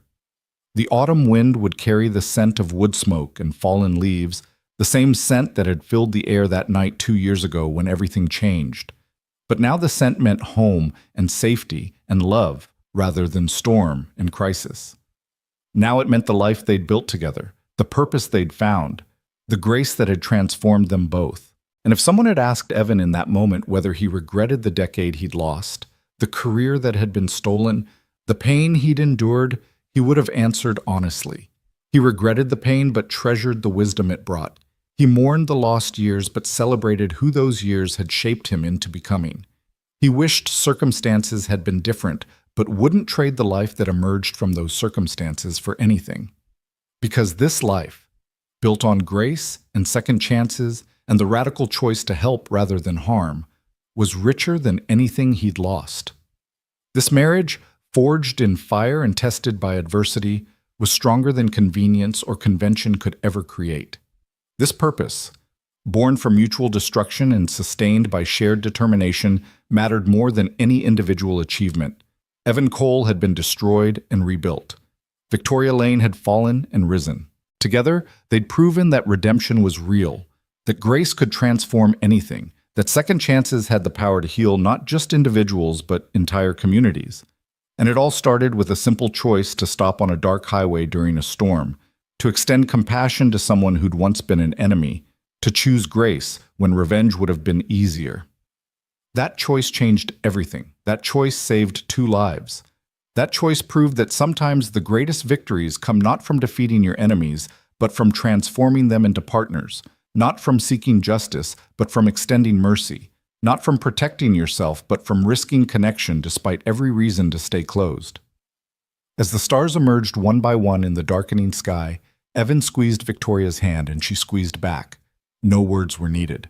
They both understood the miracle they'd lived, that grace had the power to transform anything, that second chances could heal everyone involved, that love could emerge from the most unlikely circumstances if you were brave enough to choose it. The story that began on a storm-swept highway had found its resolution not in revenge or justice, but in grace. And that, they both knew, was the most powerful ending of all.